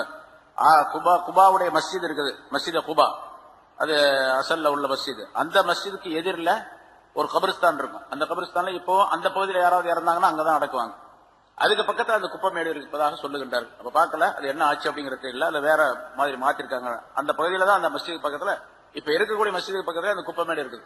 அநேகமா இப்ப அதெல்லாம் ரோடாக இருக்குன்னு நினைக்கிறேன். ஏன்னா அதை சுத்தி இப்ப இருக்கக்கூடிய குபா மஸ்ஜிதை சுத்தி ஏராளமான இடத்தை நல்ல ரோடுகள் போட்டு மரங்கள்லாம் வச்சு, இந்த யாரு ஹாஜிகள் வர்றாங்களோ அவங்க பாக்குறதுக்காக வேண்டிய தங்குறதுக்காக அந்த பேருந்துகளை நிக்க வைக்கிறதுக்காக வேண்டிய உள்ள ரோடுகளாக ஆக்கிட்டாங்க. அதனால அந்த இடம், அந்த குப்பை மேடு ரோடாக ஆக்கப்பட்டு இருக்கும் அப்படிங்கிற நினைக்கிறேன். அடுத்து அல்லாஹ் தஆலா சொல்லுகின்றான், வயிர்சாதல் லிமன் ஹாரபல்லாஹு ரசூலஹு மின் கபில் வல யஹலிஃபுன்ன இன் அரத்னா இல்லல் ஹுஸ்னா. சரி, இப்படி மஸ்ஜிதை கட்டிட்டு நாங்க மஸ்ஜித் கட்டின நோக்கம் என்ன தெரியுமா? மக்களுக்கு நன்மை செய்யணுங்கிறதுக்காக கட்டணும் அப்படின்னு சொல்றாங்க. அது சத்தியம் பண்ணி சொல்றாங்க. வல யஹலிஃபுன்ன, அவர்கள் நிச்சயமாக சத்தியம் செய்கிறார்கள். இன் அரத்னா, நாங்கள் நாடவில்லை, இல்லல் ஹுஸ்னா, நன்மையை தவிர வேற எதையும் நாடல. நன்மையான காரியத்தை தான் நாடித்தான் நாங்க செஞ்சோம் இதை அப்படின்னு சொல்றோம். வல்லாஹு யஷ்ஹது இன்னஹும் லகாதிபுன், அல்லாஹ் சாட்சி சொல்றான் இந்த ஆளுகள்லாம் பொய்யர்கள் அப்படின்னு சொல்லிட்டு. நாங்க நன்மையத்தான் நாடணும்னு சொல்றாங்க பாருங்க, பொய் சொல்றாங்க இந்த ஆளுங்க அப்படின்னு. பொய் சொல்றாங்க யார் சொல்றா? அல்லாஹ் சொல்றான். இப்ப எவ்வளவு பெரிய குற்றத்திற்குரியவர்கள் அவர்கள். வல்லாஹு யஷ்ஹது இன்னஹும் லகாதிபுன், இவர்கள் பொய்யர்கள் என்று அல்லாஹ் தஆலா சாட்சி சொல்லுகிறார். லா தகும் ஃபீஹி அபதா. நபியே, அந்த மஸ்ஜிதை இடிச்சாச்சு, ஆனா அந்த இடத்துல அந்த மஸ்ஜித் இது முன்னால சொல்லப்பட்டது என்று வைத்துக் கொண்டால், அதாவது ஜிப்ரீல் அலைஹிஸ்ஸலாம் இந்த ஆயத்தை சேர்த்து கொண்டு வந்தாங்க அப்படின்னு சொன்னா, அவன் கட்டின மஸ்ஜிதுல நீங்க நிக்காதீங்க, தொழாதீங்க அப்படின்னு அல்லாஹ் சொல்றான். லா தகும் ஃபீஹி அபதா, எப்பொழுதுமே அந்த மஸ்ஜிதில் நபியை நீங்கள் தொழ வேண்டாம். லா தகும் தான் லா துஸல்லி, தொழ வேண்டாம். நீங்க தொழுகிறதுக்கு ஒரு மஸ்ஜித் இருக்குது, அருமையான மஸ்ஜித், அதை என்னுடைய உத்தரவுப்படி நீங்க தான் கட்டுனீங்க, அந்த மஸ்ஜிதில் தொழு. அதுதான் ல மஸ்ஜிதுன் உஸ்ஸிஸா அலா தக்வா மின் அவ்வலி யௌமின். ஆரம்ப நாளில் மதீனாவுக்கு வந்த ஆரம்ப நாளில் ஸல்லல்லாஹு அலைஹி வஸல்லம் மக்காவிலிருந்து ஹிஜ்ரத் வந்து மதீனாவுக்கு வரக்கூடிய ஆரம்ப நாள்ல தங்கின இடம் குபா.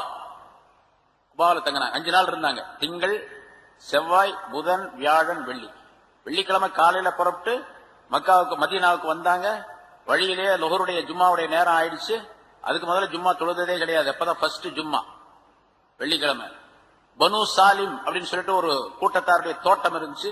அந்த தோட்டத்துல வந்த உடனே ஜும்மாவுடைய கடமையை அல்லாஹ் தஆலா சொன்னா. ரசூலுல்லாஹி ஸல்லல்லாஹு அலைஹி வஸல்லம் குத்பா ஓதுனாங்க, மக்களுக்கு உபதேசம் செய்தார்கள். அந்த ஸல்லல்லாஹு அலைஹி வஸல்லம் முதல் ஜும்மாவில என்ன குத்பா ஓதுனாங்களோ, என்ன உபதேசம் செய்தார்களோ, அது அப்படியே பதிவு செய்யப்பட்டிருக்கின்றது. அதுல எல்லா கிதாப்லயும் இருக்கு, எல்லா ஹதீஸ் கிதாப்லயும் இருக்கு. இங்க முன்னாள் ஜும்மாவிலையும் சொல்லியிருக்கேன் அந்த குத்பாவை. அப்படியே அந்த குத்பா படிச்சு ரசூலுல்லாஹி ஸல்லல்லாஹு அலைஹி வஸல்லம் தொழ வைத்தார்கள். 100 நபர்கள் அதிலே கலந்து கொண்டார்கள். முதலாக 100 பேர் இருந்தாங்க. 100 பேர் பெரிய இது அந்த காலத்துல, அந்த நேரத்துல. அப்படி அதுக்கு பிறகு அல்லாஹ் தஆலா ஆயிரக்கணக்காக ஆக்கினா, லட்சக்கணக்காக ஆக்கினான்.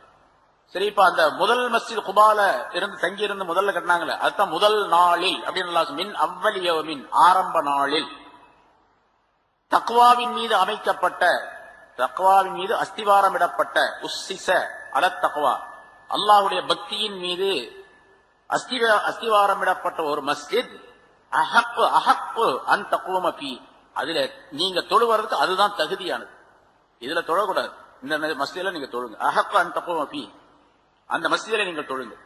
ஃபீஹி ரிஜாலு, அந்த மஸ்ஜிதுல சொன்னா மஸ்ஜிதை சுற்றி உள்ள பகுதியில ரிஜாலு, சில மனிதர்கள் இருக்கிறார்கள். யுஹிப்பூன, அவர்கள் விரும்புகிறார்கள். அன் யததஹரு, அவர்கள் பரிசுத்தமாக இருப்பதை விரும்புகின்றார்கள். சுத்தமா இருக்கணும்னு அவங்க விரும்புறாங்க. அப்படிப்பட்ட சில மனிதர்கள் மஸ்ஜித் குபாவை சுற்றி இருக்கிறாங்க அப்படின்னு அல்லாஹ் சொல்றான். சில மனிதர்களை பார்த்து, அவங்க மஸ்ஜித் குபாவை சுற்றி இப்படி இருக்கிறாங்க, அவங்க பரிசுத்தமா இருக்கிறதை விரும்புகிறார்கள் அப்படின்னு சொன்னா அல்லாஹ் பாராட்டி சொல்றான்னா அவங்க எவ்வளவு பெரிய ஆளா இருக்கணும், எப்படிப்பட்ட மதிப்பு மரியாதை பெற்றவர்களா இருக்கணும், எவ்வளவு உயர்வான மனிதர்களா இருக்கணும். வல்லாஹு யுஹிப்புல் என்று சொல்லிட்டு அல்லாஹ் தஆலா ஒரு கருத்தையும் பொது கருத்தை சொல்லுகின்றான். வல்லாஹு யுஹிப்புல் முத்தஹ்ஹிரீன், அல்லாஹ் தஆலா சுத்தமா இருப்பவர்களை விரும்புகிறான் என்பதாக சொல்லுகின்றான். இந்த ஆயத்து வந்த உடனே ரசூலுல்லாஹி ஸல்லல்லாஹு அலைஹி வஸல்லம் அவர்களுக்கு ஒரு பக்கம் மகிழ்ச்சி, இன்னொரு பக்கம் பெரிய ஆச்சரியம். என்ன இது, குபாவுல சில மனிதர்கள், நம்ம தான் 5 நாள் இருந்தோம், மறுபடியும் போயிட்டு வர்றோம், ஆனா இப்படி ஒரு மனிதர்கள், சில மனிதர்கள் இருக்கிறாங்க அப்படின்னு அல்லாஹ் சொல்றானே, சுத்தத்தை விரும்புகிறார்கள் அப்படின்னு அல்லாஹ்வே சொன்னான். படைச்சவனே சொல்றதா இருந்தா எவ்வளவு பெரிய பாராட்டுக்குரிய விஷயம் அப்படின்னு சொல்லிட்டு என்ன பண்ணாங்க, அங்க போய் பார்த்துட்டு வரலாம் வாங்க அப்படின்னு சொல்லிட்டு ரசூலுல்லாஹ் எந்திரிச்சு நடக்க ஆரம்பிச்சாங்க. குபாவை நோக்கி போறாங்க. முஹாஜிரின்களில் சில பேர் கூட போனாங்க, முஹாஜிர்களும் போனாங்க. போன உடனே குபாவுக்கு போய் சேர்ந்தாங்க. அந்த இடத்துல அன்சாரிகள், மதீனாவை சேர்ந்தவர்கள் தான் எல்லாம், அவங்களும் குபாவில் உள்ளவங்களும் அன்சாரிகள் தான். அவங்க அங்க சில பேர் இருந்தாங்க, எல்லாம் உட்கார்ந்துட்டு இருந்தாங்க. ரசூலுல்லாஹி ஸல்லல்லாஹு அலைஹி வஸல்லம் அவர்கள் போன உடனே அவங்களும் அங்க உட்கார்ந்தாங்க, அவர்களோடு சேர்ந்து உட்கார்ந்து கொண்டார்கள். போன உடனே கேட்டாங்க, அந்த சஹாபாக்கள் அங்க இருந்தவர்களிடத்துல கேட்டாங்க, மோமினூன அன்தும், நீங்க எல்லாம் மோமின்களான்னு கேட்டாங்க. அல்லாஹ்வே புகழ்றான், அவங்க போய் மோமின்களான்னு கேட்டேன் அப்படின்னா என்ன அர்த்தம் கேட்டா, அல்லாஹ் சொல்றதை உறுதிப்படுத்தி கொள்றாங்க. மோமினூன அன்தும், நீங்க மோமின்களா அப்படின்னு கேட்டாங்க. எல்லாரும் வாய் மூடி சக்கத்து மௌனமாக இருந்தாங்க, ஒன்னும் பதில் சொல்லல. ஏன்னா திடீர்னு கேட்டா ஏதாச்சும் வேற கருத்து சொல்ல போறாங்களோ என்னவா ரசூலுல்லாஹ் அப்படின்னு சொல்லிட்டு பேசாம இருந்தாங்க. திரும்ப 2வது தடவை கேட்டாங்க. ரசூலுல்லாஹி ஸல்லல்லாஹு அலைஹி வஸல்லம் கூட போனவங்க ஹஜ்ரத் உமர் ரலியல்லாஹு அன்ஹு இருந்தாங்க அந்த கூட்டத்துல, முஹாஜிரின்கள்ல. உமர் ரலியல்லாஹு தஆலா அன்ஹு சொன்னாங்க, இன்னஹும் மூமினூன், இவர்கள்லாம் மூமின்கள் தான் யார் ரசூலுல்லாஹ் அப்படின்னா, மூமின்கள் தான். இன்னொரு அறிவிப்புல இமாம் கஸாலி ரஹ்மத்துல்லாஹி அலைஹி எழுதக்கூடிய அந்த யஹ்யாவில் எழுதக்கூடிய அந்த வாசகத்துல உமர் ரலியல்லாஹு தஆலா அன்ஹு சொன்னார், நிச்சயமாக நாங்கள் மூமின் தான் அப்படின்னு சொன்னாங்க. அப்படின்னு இங்க இந்த அறிவிப்புல எப்படி இருக்கு, இன்னஹும் மூமின், அவர்கள் மூமின் தான், அனமாவும், நானும் அவங்களோட தான் இருக்கிறேன் அப்படின்னு சொன்னாங்க. நானும் மூமின் தான் அப்படின்னு சொல்லிட்டாங்க. பிறகு ரசூலுல்லாஹி ஸல்லல்லாஹு அலைஹி வஸல்லம் கேட்டார்கள், அத்தர்லௌன பில் கலா, நீங்கள் கலாவை அல்லாஹ்வுடைய விதிப்பை நீங்கள் பொருந்திக் கொள்ளுகிறீர்களா? அல்லாஹ் எதை விதித்தானோ அதை நீங்கள் பொருந்திக் கொள்ளுகிறீர்களா அப்படின்னு கேட்டாங்க. அப்ப எல்லாம் சேர்ந்து சொன்னாங்க, நாம் ஆம் நாங்க பொருந்திக் கொள்ளுகிறோம், அல்லாஹ்வுடைய தீர்ப்பை நாங்கள் பொருந்திக் கொள்ளுகிறோம். திரும்ப கேட்டாங்க, தஸ்பீரூன அலல் பலா, துன்பங்கள் ஏற்பட்டால் நீங்கள் பொறுமையாக இருப்பீர்களா அப்படின்னு கேட்டாங்க. ஆம் இருப்போம் என்பதாக சொன்னார்கள். அத்தஷ்குரூன அலர் ரஹா, நாலாவதா கேட்டாங்க, நீங்க செல்வ செழிப்பான ஒரு நிலை ஏற்பட்டால் நீங்கள் சுக்குர் செய்வீர்களா, நன்றி செலுத்துவீர்களா அப்படின்னு கேட்டாங்க. ஆமான்னு சொன்னாங்க. ஆமா நன்றி செலுத்துவோம் அப்படின்னு சொன்னாங்க. ரசூலுல்லாஹி ஸல்லல்லாஹு அலைஹி வஸல்லம் சொன்னாங்க, மூமினூன வ ரப்பில் கஅபா, கஅபாவுடைய ரப்பின் மீது சத்தியமாக நீங்கள் மூமின்கள் தான்.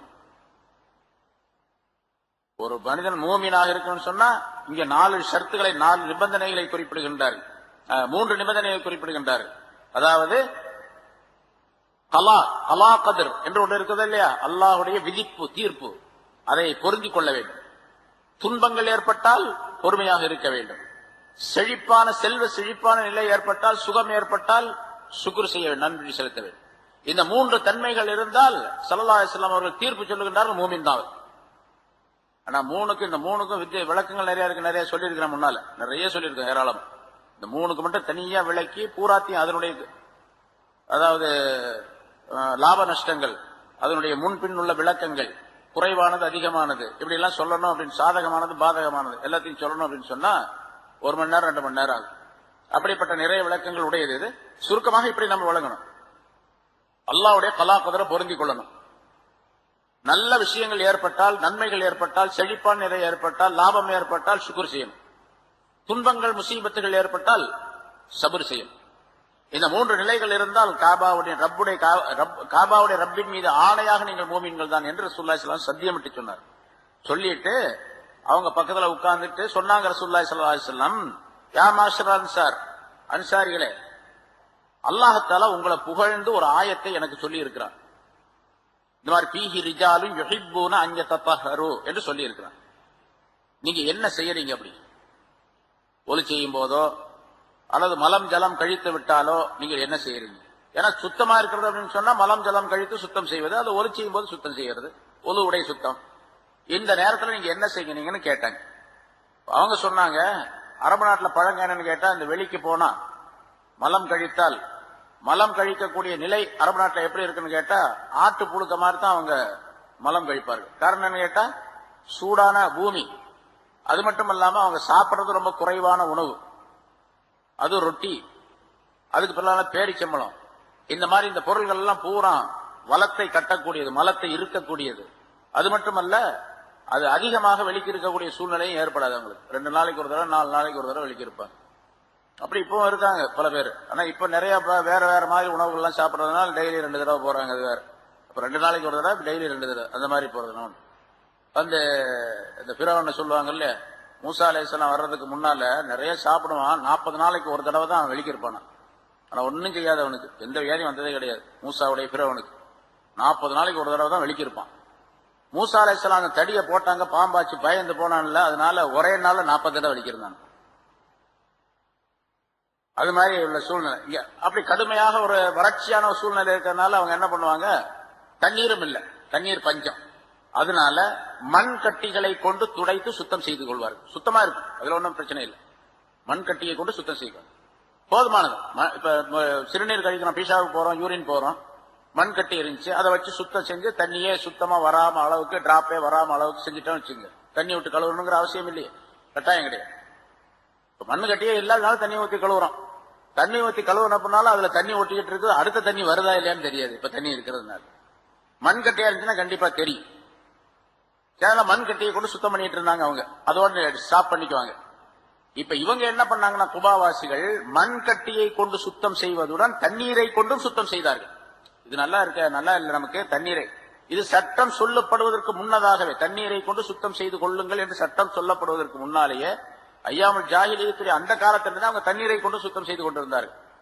அதைத்தான் அவங்க சொன்னாங்க, நாங்க மண் கட்டியை கொண்டு போதுமாக்கி கொள்ள மாட்டோம், தண்ணீரை கொண்டும் சுத்தம் செய்வோம் என்பதாக சொன்ன பொழுது ஹாதா தாக்க ஹாதா அப்படின்னு சொன்னாங்க. இதுதான் அது அப்படின்னு சொன்னாங்க ரசூல். இந்த ஆயத்து வந்ததுக்கு உங்களை பற்றி ஃபீஹி ரிஜாலுன் யுஹிப்பூன அன் யததஹருன் அல்லாஹ் சொன்னது காரணம் இதுதான் அப்படின்னு சொன்னாங்க. என்று ஒரு கருத்து சொல்லப்பட்டது. இன்னொரு கருத்து, அவங்க எல்லா சுத்தம் உடையவர்களாக இருந்தாங்க. வெறுமனே இந்த வெளிச்சுத்தம் மட்டும், இது வெளிச்சுத்தம் இல்லையா, வெளிச்சுத்தம் மட்டுமல்ல, அந்தரங்கமான சுத்தம் உள்ளவர்களாக இருந்தார்கள். அதாவது பாவங்களை விட்டும் சுத்தமாவது அந்தரங்கமான சுத்தம். மனதை சுத்தப்படுத்துவது அஹ்லாக தமீமா, கெட்ட குணங்களை விட்டும் மனதை சுத்தப்படுத்திக் கொள்வது. இந்த சுத்தங்கள் உடையவர்களாக இருந்தார்கள். இன்ஷா அல்லாஹ் அது சம்பந்தமாக அடுத்த வாரம் அதனுடைய விஷயங்களை பார்ப்போம். எனவே இந்த ஒரு ஆயத் நிறைய கருத்துக்களை நமக்கு தெரிவித்து காட்டுகின்றது. எந்த சட்டங்கள் எல்லாம் நமக்கு உடையதாக அதிலிருந்து சொல்லப்பட்டிருந்தோ அதை எடுத்து நடக்கக்கூடியவர்களாக இருக்க வேண்டும். அத்தகைய நல்ல பண்புகளை நம்ம இருக்கும் அல்லாஹ் தஆலா தந்தருள்வானாக. الحمد لله نحمده ونستعينه ونستغفره ونؤمن به ونتوكل عليه ونعوذ بالله من شرور أنفسنا ومن سيئات أعمالنا. من يهده الله فلا مضل له ومن يضلله فلا هادي له. ونشهد أن لا إله إلا الله وحده لا شريك له.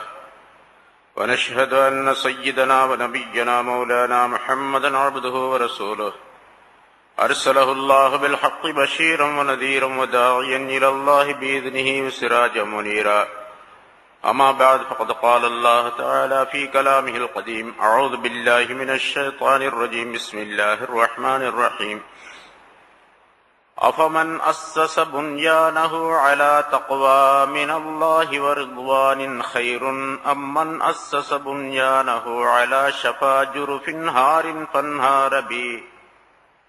فانهار به في نار جهنم والله لا يهدي القوم الظالمين. لا يزال بنيانهم الذي بنوا ريبة في قلوبهم إلا أن تقطع قلوبهم والله عليم حكيم. صدق الله العظيم. கண்ணியத்திற்குரிய பெரியோர்களே, சகோதரர்களே, அல்லாஹ் தஆலாவுடைய கிருபையால் 659வது வாரமாக தஃப்சீருடைய இந்த தொடர் பயான் ஆரம்பிக்கப்படுகிறது. சூரத்து தௌபா என்ற அத்தியாயத்தின் 108வது ஆயத்து வரை விளக்கம் சொல்லப்பட்டது. இந்த ஆயத்தின் மூலமாக பலவிதமான சட்டங்களை நமக்கு அல்லாஹ் சொல்லுகின்றான். அந்த ஆயத்தினுடைய தொடரிலே அடுத்து குபாவிலே ஆரம்பத்திலே கட்டப்பட்ட அந்த மஸ்ஜிதை பற்றியும் சொன்னான். லமஸ்ஜிதுன் உஸ்ஸிஸ அலா தக்வா மின் அவ்வலி யௌமின், ஆரம்ப காலத்திலே தக்வாவுடைய இறையச்சத்தினுடைய அடிப்படையில் கட்டப்பட்ட அந்த மஸ்ஜித் ஆகிறது. அஹக்கு அன் தகூம ஃபீஹி, அதிலே நீங்கள் தொழுவதற்கு ரொம்ப தகுதியானது என்பதையும் அல்லாஹ் குறிப்பிட்டார். இந்த மஸ்ஜித் தான் தொழுவதற்கு தகுதியானது. தாங்கள் கட்டிய முதலாவதாக ஏற்படுத்திய குபாவிலே உள்ள மஸ்ஜித் தான் தொழுவதற்கு தகுதியானது. அந்த மஸ்ஜிதிலே நீங்கள் தொழக்கூடாது என்பதாக சொன்னார். இன்னொரு சிறப்பையும் இந்த மஸ்ஜிதுக்கு, குபாவுடைய மஸ்ஜிதிற்கு அல்லாஹ் தஆலா சொன்னான்.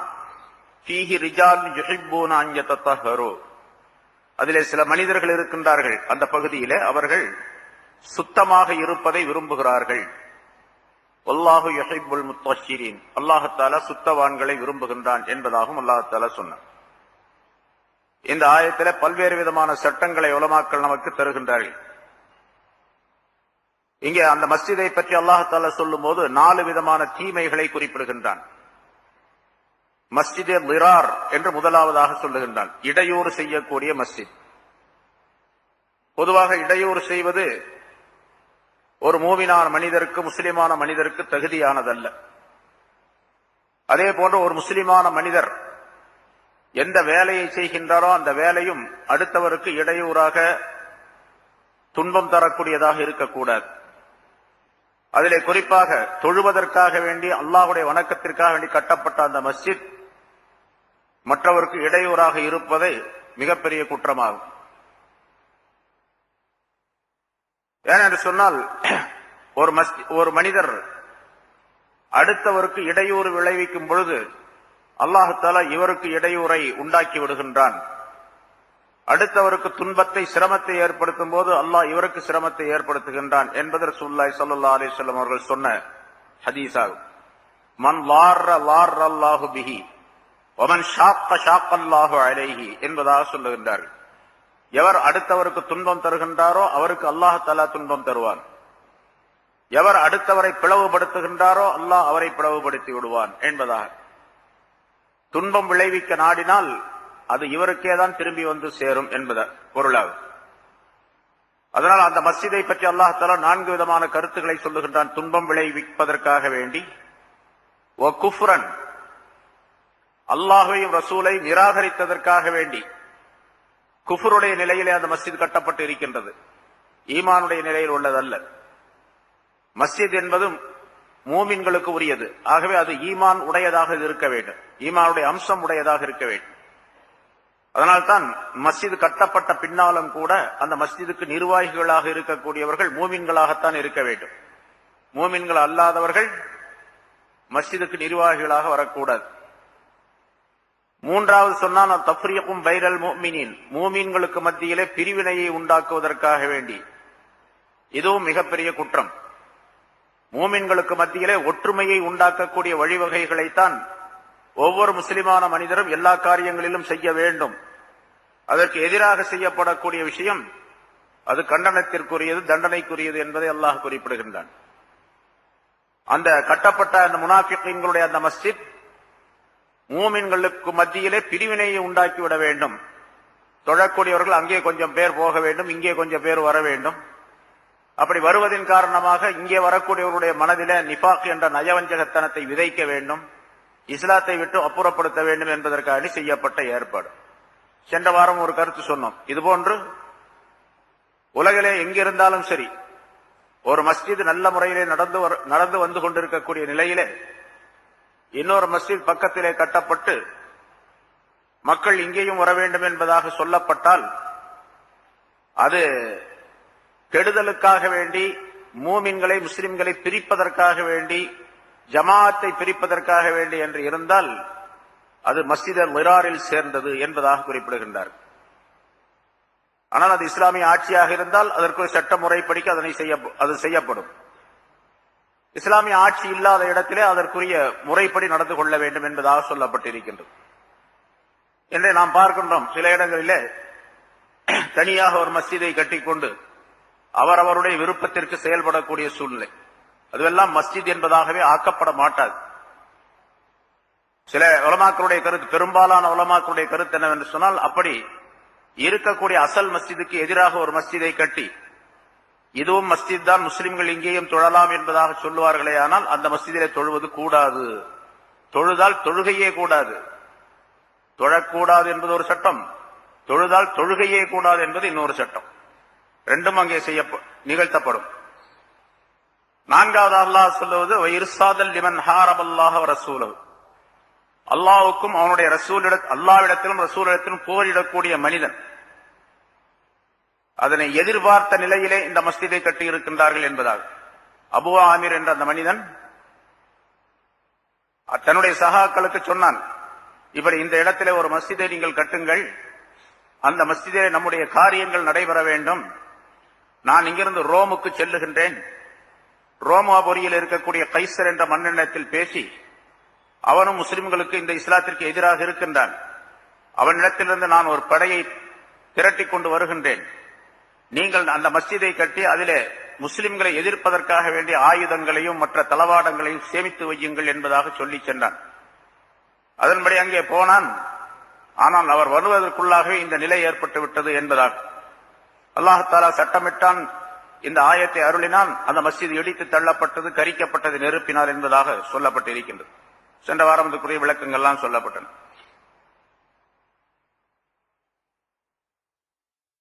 பொதுவாக இந்த மாதிரி கட்டக்கூடிய மஸ்ஜிதுகள் இருக்கின்றன. இதற்கு உதவி செய்வதும் கடுமையான குற்றமாகும். அது சிறிய உதவியாக இருந்தாலும் சரி. கூப்பிட்டு கேட்டார்கள், நீ என்ன உதவி செய்தாய் என்பதாக. நான் ஒரு தூண் வைப்பதற்காக வேண்டி, அந்த காலத்தில் பேரிச்சம் மரத்தினால் அந்த தூண்கள் அங்கே வைத்திருப்பார்கள். அதற்கு மேல் எப்படி ஒரு ஓலை குடிசை போட்டால் எப்படி இருக்குமோ அது மாதிரி பேரிச்சம் மரங்களால் அந்த தூண்கள் நடப்பட்டு அதற்கு மேலே கூரையை வேய்ந்து மஸ்ஜிதாக ஆக்கி வைத்திருந்தார்கள் அவர்கள். ஒரே ஒரு தூணுக்குத்தான் நான் உதவி செய்தேன் என்பதாக சொன்னார் அந்த மனிதர். சொன்னார் ஹஜ்ரத் உமர் ரலியல்லாஹு தஆலா அன்ஹு சொன்னார்கள், அப்ஷிர் பிஹா சாரியத்தன் ஃபீ உனுகிக மின் நாரி ஜஹன்னம், அப்படியானால் நரக நெருப்பிலிருந்து ஒரு தூண் உன்னுடைய கழுத்தின் மீது இருக்கின்றது என்பதை நீ அறிந்து கொள் என்பதாக சொன்னார்கள். முஸ்லிம்களுக்கு இடையூறாக மூமின்களை பிரிப்பதற்காக வேண்டி, குஃபருடைய நிலையிலே இடையூறு செய்வதற்காக வேண்டி ஒரு மஸ்ஜித் கட்டப்பட்டால் அதற்கு ஒரு சின்ன உதவி செய்தாலும் கூட அது கடுமையான குற்றத்திற்குரியது என்பதாக குறிப்பிடுகின்றார்கள். இதற்கு நேர் எதிராக இங்க 4 விதமான காரணங்களை அல்லாஹ் தஆலா சொன்னான் அந்த மஸ்ஜித் இருக்கு. அதற்கு எதிராக மஸ்ஜித் தக்வாவை பற்றி அல்லாஹ் சொல்லுகின்றான். லமஸ்ஜிதுன் உஸ்ஸிஸா அலா தக்வா மின் அவ்வலி யௌமின் என்ற ஆயத்தின் மூலமாக குபாவிலே ஆரம்பத்திலே ரசூலுல்லாஹி ஸல்லல்லாஹு அலைஹி வஸல்லம் அவர்கள் மூலமாக கட்டப்பட்ட அந்த மஸ்ஜிதை பற்றி சிறப்பித்து கூறுகின்றான். அப்படியானால் இதற்கு நேர் எதிராக அந்த மஸ்ஜித் எப்படி இருக்க வேண்டும் என்பதையும் அல்லாஹ் தஆலா தெரியப்படுத்துகின்றான். அதிலே மக்களுக்கு எந்த விதமான இடையூறும் இல்லாமல் மக்கள் சிறப்பாக வாழக்கூடிய சூழ்நிலையை மஸ்ஜிதின் மூலமாக உருவாக்க வேண்டும். ஒரு மஸ்ஜித் ஒரு மஹல்லாவிலே இருக்கின்றது என்று சொன்னால் அந்த மஹல்லாவினுடைய மிக முக்கியமான கேந்திரமாக, அந்த மஹல்லாவினுடைய எல்லா விஷயங்களையும் கண்காணிக்கக்கூடியதாக அந்த மஹல்லாவுடைய அந்த மஸ்ஜிதுடைய நிர்வாகிகள் இருக்க வேண்டும் என்பதையும் அல்லாஹ் தெரியப்படுத்துகின்றார். அதனால்தான் 5 நிபந்தனைகளை குறிப்பிட்டு நான் முன்னால் உள்ள ஆயத்திலே சொல்லப்பட்டு இருக்கின்றது. இன்னமா யாமுரு மசாஜித் அல்லாஹி மன் ஆமன பில்லாஹி வல் யௌமில் ஆகிர் என்ற ஆயத்தினுடைய தொடரிலே மஸ்ஜிதுக்கு நிர்வாகிகளாக வரக்கூடியவர்கள் 5 விதமான நிபந்தனைகள் உடையவர்களாக இருக்க வேண்டும் என்பதால் அல்லாஹ்வை நம்ப வேண்டும், ஆகிரத்துடைய நம்பிக்கை உள்ளவர்களாக இருக்க வேண்டும், தொழுகையை நிலைநிறுத்தக்கூடியவர்களாக இருக்க வேண்டும், ஜகாத்து கொடுப்பவர்களாக இருக்க வேண்டும், அல்லாஹ்வை தவிர வேறு எவரையும் பயப்படாதவராக இருக்க வேண்டும். சட்டங்களை சொல்லுவதிலே, நேர்மையை நீதியை சொல்லுவதிலே, உண்மையை சொல்லுவதிலே அல்லாஹ்வை தவிர வேறு எவருக்கும் பயப்படக்கூடாது என்ற 5 நிபந்தனைகள் அல்லாஹ் தஆலா சொல்லி காட்டினார். ஆக மஸ்ஜித் தக்வா என்பது மஸ்ஜிதுக்கு பொதுவாக அந்த மஸ்ஜிதுக்கு மஸ்ஜித் தக்வா என்று அல்லாஹ் தஆலா குறிப்பிட்டிருந்தாலும் கூட குறிப்பாக அந்த மஸ்ஜிதை பற்றி சொல்லுகின்றான். அதிலும் கருத்து வேறுபாடு இருக்கின்றது. அந்த மஸ்ஜித் தக்வா என்பது மஸ்ஜிதுன் உஸ்ஸிஸா அலா தக்வா மின் அவ்வலி யௌமின் என்ற இந்த ஆயத்து இருக்கின்றது. இது குபாவுடைய மஸ்ஜிதை சுட்டி காட்டுகின்றதா அல்லது மதீனாவில் உள்ள மஸ்ஜித் நபியை சுட்டி காட்டுகின்றதா என்பது பற்றி கருத்து வேறுபாடு இருக்கின்றது. இமாம் அஹ்மது பின் ஹம்பல் ரஹ்மத்துல்லாஹி அலைஹி அவர்கள் சொல்லுகின்றார்கள் தங்களுடைய கிதாபிலே ஒரு ஹதீஸிலே, இந்த மஸ்ஜித் தக்வா என்பது மஸ்ஜித் நபவி தான் என்பதாக குறிப்பிடுகின்றார்கள். ஏனென்று சொன்னால் இதுதான் ரசூலுல்லாஹி ஸல்லல்லாஹு அலைஹி வஸல்லம் அவர்கள் ஹிஜ்ரத்துக்கு பின்னால், ஹிஜ்ரத் என்பதனுடைய ஆரம்பம் மதீனாவுக்கு வந்த பின்னால் தான். மதீனாவுக்கு வருவதற்கு சில நாள்களுக்கு முன்னாதாக குபாவிலே தங்கி இருந்தார்கள். இடையிலே தங்கியிருந்த அந்த இடத்திலே கட்டியது இந்த மஸ்ஜிதை தக்வாவாக லமஸ்ஜிதுன் உஸ்ஸிஸா அலா தக்வா என்ற ஆயத்திற்கு பொருத்தமாக ஆகாது என்பதாக குறிப்பிடுகின்றார். இது சம்பந்தமாக சில ஹதீஸ்களும் அறிவிக்கப்பட்டு இருக்கின்றன. 2 சஹாபாக்கள் தர்க்கம் செய்து கொண்டார்கள். அல்லாஹ் தஆலா சொல்லி இருக்கக்கூடிய இந்த மஸ்ஜித் தக்வா என்பது எது என்பதாக. ஒருவர் சொன்னார் குபாவில் இருக்கக்கூடிய மஸ்ஜித் என்பதாக. இன்னொருவர் சொன்னார் இல்லை இல்லை இந்த மஸ்ஜித் நபவி தான். மஸ்ஜித் நபவியிலே இருந்து இந்த பிரச்சனையை செய்து கொள்ளுகின்றார்கள் மதீனாவில, இதுதான் என்பதாக சொல்லுகின்றார்கள். 2 பேருக்கு மத்தியில் இல்ல அதுதான் இல்ல இதுதான் என்று 2 பேர் தகராறு செய்து கொள்ளுகின்றார்கள், பேசிக் கொள்ளுகின்றார்கள். இந்த நேரத்தில் ரசூலுல்லாஹி ஸல்லல்லாஹு அலைஹி வஸல்லம் அவர்கள் வந்தார்கள். ஸல்லல்லாஹு அலைஹி வஸல்லம் அவர்களிடத்தில் 2 பேரும் கேட்டாங்க, யார சொல்லா மஸ்ஜித் தக்வா என்று அல்லாஹ் சொல்லுகின்றான், அது எது என்பதாக.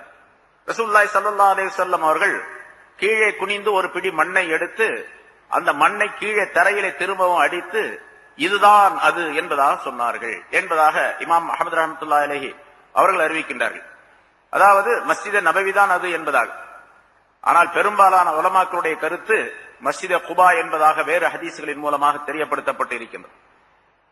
எப்படி இருந்தாலும் முதல் மஸ்ஜித் என்பது 2மே என்பதாகவும் 2ஐயும் சேர்த்து கணக்கிட்டு சிலர் சொல்லுகின்றார்கள். என்ன சொன்னா ஆரம்பத்திலே ரசூலுல்லாஹி ஸல்லல்லாஹு அலைஹி வஸல்லம் குபாவிலே வந்து தங்கியதின் காரணமாக அந்த மஸ்ஜிதை கட்டினார்கள். மதீனாவுக்கு வந்த பின்னால் முதலாக இந்த மஸ்ஜிதை கட்டினார்கள்.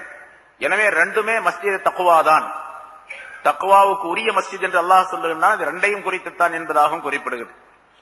ஆக 2 மஸ்ஜிதிலும் தொழுவது இருக்கின்றது, அது மிகச் சிறப்பானது. அதனால்தான் ரசூலுல்லாஹி ஸல்லல்லாஹு அலைஹி வஸல்லம் அவர்கள் மதீனாவுக்கு வந்த பின்னாலும் கூட ஒவ்வொரு சனிக்கிழமையும், பெரும்பாலும் சனிக்கிழமை நாள்களிலே குபாவுக்கு செல்லுவார்கள். சில நேரங்களிலே நடந்து செல்லுவார்கள், சில நேரங்களே வாகனத்திலே செல்லுவார்கள். அங்கே 2 ரக்காத் தொழுது விட்டு திரும்பி வருவார்கள். நபி அவர்களுடனே பல சஹாபாக்களும் உடன் செல்லுவார்கள் ஒவ்வொரு தடவையும். ரசூலுல்லாஹி ஸல்லல்லாஹு அலைஹி வஸல்லம் ஒரு தடவை சொன்னார்கள், இந்த மஸ்ஜிதிலே, குபாவுடைய இந்த மஸ்ஜிதிலே 2 ரக்காத் தொழுவது ஒரு உம்ரா செய்வதற்கு சமமானது என்பதாக சொன்னார்கள். ஒரு உம்ரா செய்தால் என்ன நன்மை கிடைக்கும், அதுவும் ஒப்புக்கொள்ளப்பட்ட உம்ரா, மக்பூலியத்தான உம்ரா, செய்தால் என்ன நன்மை கிடைக்குமோ அந்த நன்மை குபாவினுடைய 2 ரக்காயத்து தொழுவதிலே, குபாவுடைய மஸ்ஜிதிலே தொழுவதிலே கிடைக்கின்றது என்பதாக குறிப்பிட்டார்கள். ஆக அந்த மஸ்ஜித் மிகச் சிறப்பிற்குரியது என்பதையும் அல்லாஹ் தஆலா இங்கே குறிப்பிடுகின்றார். பொதுவாக மஸ்ஜித் என்று சொன்னால் அந்த மஸ்ஜித் அல்லாஹ் தஆலாவுடைய நினைவை உண்டாக்கக்கூடியதாகவும் பிரச்சனைகளை தீர்த்து வைக்கக்கூடியதாகவும் மக்களுக்கு மத்தியிலே ஒற்றுமையை விளைவிக்கக்கூடியதாகவும் இருக்க வேண்டும். அதனால்தான் மஸ்ஜிதிற்குள்ளே குழப்பங்கள் விளைவிப்பவர்கள் யார் வந்தாலும் அவர்கள் தடை செய்யப்பட வேண்டும் என்பதாக சொல்லப்பட்டு இருக்கின்றது. சிறு குழந்தைகள், பைத்தியக்காரர்கள் இவர்கள் எல்லாம் உள்ளே வரக்கூடாது என்பதாக ரசூலுல்லாஹி ஸல்லல்லாஹு அலைஹி வஸல்லம் சொன்னார்கள். ஜன்னிபு மசாஜிதக்கும் சிபியானக்கும் வ மஜானீனக்கும் வ பையாக்கும் வ ஷிராக்கும் என்று ஒரு நீண்ட ஹதீஸை சொல்லுகின்றார்கள். உங்களுடைய மஸ்ஜிதுகளிலே சிறு குழந்தைகளை நீங்கள் தடை செய்யுங்கள், அவர்களை வரவிடாதீர்கள். வர்றதுக்கு ஒரு வயசு சொன்னாங்க ரசூலுல்லாஹி ஸல்லல்லாஹு அலைஹி வஸல்லம். உங்களுடைய குழந்தைகள் 7 வயதானால் அவர்களை தொழும்படியாக ஏவுங்கள். முரு அவுலாதக்கும் என்ற ஹதீஸின் மூலமாக உங்களுடைய குழந்தைகளுக்கு 7 வயசுல தொழுகையை நீங்கள் சொல்லிக் கொடுங்கள், அவர்களுக்கு கட்டளையிடுங்கள். அப்படின்னா மஸ்ஜிதுக்கு வருவதற்கு தகுதி பெற்ற வயது 7 வயது. 10 வயதானால் அவர்கள் தொழவில்லையானால் அதற்காக நீங்கள் அடியுங்கள். கண்டிக்கக்கூடிய அமைப்பிலே, காயம்படாத அமைப்பிலே, வலி இல்லாத அமைப்பிலே அவர்களை அடிக்க வேண்டும் என்பதாக சொல்லுகின்றார். ஆக ஒரு குழந்தையை அடிப்பது 10 வயதிலே இருக்க வேண்டும். அப்படி அந்த நேரத்தில் அடித்தால்தான் நாம் தவறு செய்தால் அடி வாங்குவோம், நம்முடைய உஸ்தாத், நம்முடைய தாய் தந்தை நம்மை அடிப்பார்கள் என்ற எண்ணம் அந்த குழந்தைக்கு வருவது 10 வயதில் தான். தமீஸ் என்பதாக சொல்லப்படும். அந்த நேரத்தில் அவருக்கு, அந்த குழந்தைக்கு வரக்கூடிய, அதாவது நல்லது கெட்டது என்பதை பாகுபடுத்தி தெரியக்கூடிய வயசு என்பதாக குறிப்பிடப்பட்டு இருக்கின்றது. 7 வயதிலிருந்து அதற்கு பிறகு உள்ள வயது. அந்த அப்படி உங்களுடைய ஜன்னிபு மசாஜிதக்கும் சிபியானுக்கும், உங்களுடைய குழந்தைகளை, சிறு குழந்தைகளை மஸ்ஜிதை விட்டும் நீங்கள் தவிர்த்துக் கொள்ளுங்கள், நீக்கிக் கொள்ளுங்கள், வரவிடாதீர்கள். அதே போன்று பைத்தியக்காரர்களை நீங்கள் வரவிடாதீர்கள். மஸ்ஜிதிலே வியாபாரம் கொடுக்கல் வாங்கல் செய்யாதீர்கள் என்றெல்லாம் ரசூலுல்லாஹி ஸல்லல்லாஹு அலைஹி வஸல்லம் அவர்கள் அந்த ஹதீஸிலே பல கருத்துக்களை குறிப்பிடுகின்றார்கள். அதாவது மஸ்ஜித் என்று சொன்னால் அதிலே அல்லாஹ்வுடைய தக்வா உருவாவதற்காக வேண்டி உள்ள அம்சங்களை செய்ய வேண்டும். குழப்பங்கள் செய்யக்கூடியவர்களை அதனை வரவிடக்கூடாது என்பதையும் குறிப்பிடுகின்றார்கள். இந்த ஆயத்தின் மூலமாக அல்லாஹ் தஆலா அதனையும் நமக்கு தெரியப்படுத்துகின்றார். அதே போன்று அந்த மஸ்ஜித் லிராருடைய அந்த மஸ்ஜிதிலே தொழக்கூடாது என்று அல்லாஹ் லா தகும் ஃபீஹி, அதிலே தொழாதீர்கள் என்பதாக அல்லாஹ் தஆலா கட்டளையிட்டார். ஒரு மஸ்ஜித் அநியாயமாக கட்டப்பட்டு இருக்கின்றது, தவறான பொருளின் மூலமாக அல்லது அநியாயக்கார மனிதனின் மூலமாக ஒரு மஸ்ஜித் கட்டப்பட்டு இருக்கின்றது என்று சொன்னால் அந்த மஸ்ஜிதிலே போய் தொழுவதும் கூடாது என்பது இந்த ஆயத்தினுடைய விளக்கமாகும். இந்த ஆயத்திலிருந்து பெறப்படக்கூடிய கருத்தாகும் என்பதாகவும் குறிப்பிடுகின்றார். அதே மாதிரி ஒரு மஸ்ஜிதிலே கட்டப்பட்டது என்ன, நல்ல மஸ்ஜித், ஆனால் அதில் இருக்கக்கூடிய இமாம் தகுதி இல்லாதவராக இருக்கின்றார், அநியாயக்காரராக இருக்கின்றார், ஹராமான காரியங்களை செய்யக்கூடியவராக இருக்கின்றார், தவறான நடவடிக்கை உள்ளவராக இருக்கின்றார், மக்களுடைய வெறுப்பிற்கு ஆளானவராக இருக்கின்றார் என்று சொன்னால் அவருடைய பின்னால் தொழுவதும் கூடாது. தொழுவது கூடாது, தொழுகையும் கூடாது. முதல்ல 2 விஷயம் முதல்ல சொன்னோம்.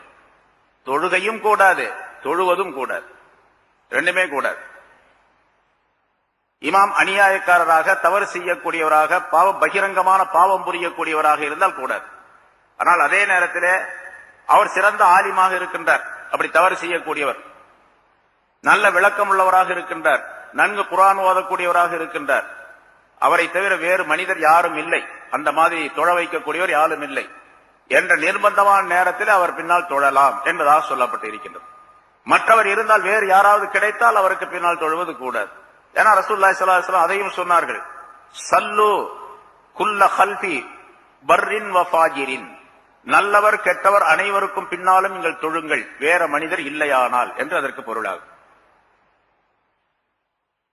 இதில் இன்னொரு கருத்தும் விளக்கப்படுகின்றது. பொதுவாக இமாமாக இருக்கக்கூடியவர் நல்லவராக இருக்க வேண்டும் என்று சொல்லப்படக்கூடிய அதே நேரத்தில் முக்ததிகளாக இருக்கக்கூடியவர், முஸல்லீன்கள், தொழக்கூடியவர்கள் நல்லவர்களாக இருக்க வேண்டும். தொழக்கூடியவர்கள் தவறு செய்யக்கூடியவர்களாக இருந்து, அதாவது வெளியே தவறு குற்றங்கள் செய்வது என்பதல்ல, தொழுகை சம்பந்தப்பட்ட விஷயத்திலே தவறுகள் செய்வது, சரியாக சிறுநீர் கழித்து சரியாக சுத்தம் செய்யாமல் வருவது, சரியான முறையில ஒலு செய்யாமல் இருப்பது, தொழுகையுடைய முறைகளை சரியாக நிறைவேற்றாமல் இருப்பது, பர்லு, வாஜிபு, சுன்னத்து, முஸ்தஹப் என்பதெல்லாம் இருக்கின்றது. இதையெல்லாம் நிறைவேற்றாமல் இருப்பது. நிறைய விஷயங்கள் சொல்லி இருக்கிறோம், பல தடவை சொல்லப்பட்டு இருக்கின்றது. தொழுகை சம்பந்தப்பட்ட விஷயங்கள் ஏராளமாக. ஒரு மனிதர் தொழ வேண்டும் என்று சொன்னால் அந்த தொழுகை அல்லாஹ் தஆலா இடத்தில் ஏற்றுக்கொள்ளப்படக்கூடிய வெளித்தோற்றமான நிலையிலும் கூட அவர் சிறுநீர் கழித்து சுத்தம் சரியாக செய்ய வேண்டும். சிறுநீர் கழித்து சுத்தத்தை சரியாக ஆக்கிக் கொள்ளவில்லை என்று சொன்னால் அவருடைய ஒலு கூடாது. ஒலு கூடாது என்று சொன்னால் தொழுகையும் கூடாது. சரி, சிறுநீர் கழித்து சரியாக சுத்தம் செய்து விடுகின்றார். ஆனா ரசூலுல்லாஹி ஸல்லல்லாஹு அலைஹி வஸல்லம் சொன்னார்கள், கபருடைய வேதனைகளிலே பெரும்பாலானவை சிறுநீர் கழித்து சரியாக சுத்தம் செய்யாததின் காரணமாக ஏற்படுகின்றது என்பதாக குறிப்பிட்டார். அதற்கு அந்த கபருடைய சம்பவம் முன்னால் சொல்லப்பட்ட 2 கபர் இருக்கக்கூடிய ஒரு இடத்திற்கு ரசூலுல்லாஹி ஸல்லல்லாஹு அலைஹி வஸல்லம் சென்றார்கள். இந்த 2 கபர்கள் உடையவர்கள் வேதனை செய்யப்பட்டுக் கொண்டிருக்கின்றார்கள். ஆனாலும் பெரும் பாவங்களின் காரணமாக அல்ல. 2 கபர்களிலே ஒரு கபருடையவர் கோல் சொல்லி திரிந்து கொண்டிருந்தார் மக்களுக்கு மத்தியிலே. இன்னொரு கபருடையவர் சிறுநீர் கழித்து சுத்தம் செய்யாமல் இருந்தார், அல்லது சுத்தம் செய்வதிலே அலட்சியமாக இருந்தார். அதன் காரணமாக அவர் வேதனை, இந்த 2 கபர்கள் உடையவர்களும் வேதனை செய்யப்படுகிறார்கள் என்று ரசூலுல்லாஹி ஸல்லல்லாஹு அலைஹி வஸல்லம் சொன்ன ஹதீஸ் முன்னாலும் சொல்லப்பட்டிருக்கின்றது. இப்ப சிறுநீர் கழித்து சுத்தம் செய்யாமல் இருந்தால் ஒலு என்பதே கூடாமல் போயிடும். ஆனா பெரும்பாலானவர்கள் பார்க்கிறோம், சுத்தம் செய்யக்கூடியவர்களும் கூட ஒலு செய்வதே தவறு செய்யக்கூடியவர்கள் நிறைய பேர் இருக்கிறாங்க. சரியா முகம் கழுவுவதில்லை, சரியாக கைகளை கழுவுவது கிடையாது, கால்களை கழுவுவது கிடையாது. இப்படியெல்லாம் ஒலு செய்யக்கூடியவர்களும் இருக்கின்றார்கள். ஒலு செய்வதிலே பரிபூர்ணமான ஒலு செய்ய வேண்டும் என்பதாக இஸ்பாகுல் ஒலு என்பதாக குறிப்பிடுகின்றார்கள். பரிபூர்ணமாக ஒலு செய்யக்கூடிய நேரத்தில் தான் தொழுகை பரிபூர்ணமாக ஆக்கப்படும். சரி, ஒருவர் சரியாக ஒலு செய்யல, அரை குறையாக ஒலு செய்கின்றார். கையெல்லாம் கழுவிருக்கார், முகத்தை கழுவிருக்கார், கையை கழுவினார், மசகை செஞ்சார், எல்லாம் செய்யறார். ஆனா முறையாக அதை செய்யவில்லை, சுன்னத்துகளை விட்டு விடுகின்றார். சில பேரை நாம் பார்க்கின்றோம், தலைக்கு மசகை செய்வது தலை முழுவதையும் தண்ணீரால் தடவுவதுதான் சுன்னத். பரலான நிலை எவ்வளவு என்பதிலே கருத்து வேறுபாடு இருக்கின்றது. ஹனபி மதஹபை சார்ந்தவர்களிடத்திலே 4 1 பங்கு தடவ வேண்டும். ஷாஃபி மதஹபை சார்ந்தவர்களே ஒரு சில முடிகள் தடவினால் போதுமானது என்பதாக. இது பரலுடைய அளவு. ஆனா சுன்னத் என்னவென்று சொன்னால் எல்லா மதஹபுகளிடத்திலும் முழுமையாகத்தான் தடவ வேண்டும், முழுமையாகத்தான் தண்ணீரால் கைகளை கொண்டு தடவ வேண்டும் என்று. சுன்னத்தை விடக்கூடியவர்கள் நிறைய பேர் இருக்கிறாங்க. ஷாஃபி மதஹபை சார்ந்தவர்கள் நம்ம பார்க்கணும், சில பேர் தண்ணி தொட்டு தொட்டு தலையில வச்சுக்குவாங்க. இப்ப அவர் பரலை நிறைவேற்றி விட்டார், சுன்னத்தை விட்டு விட்டார்.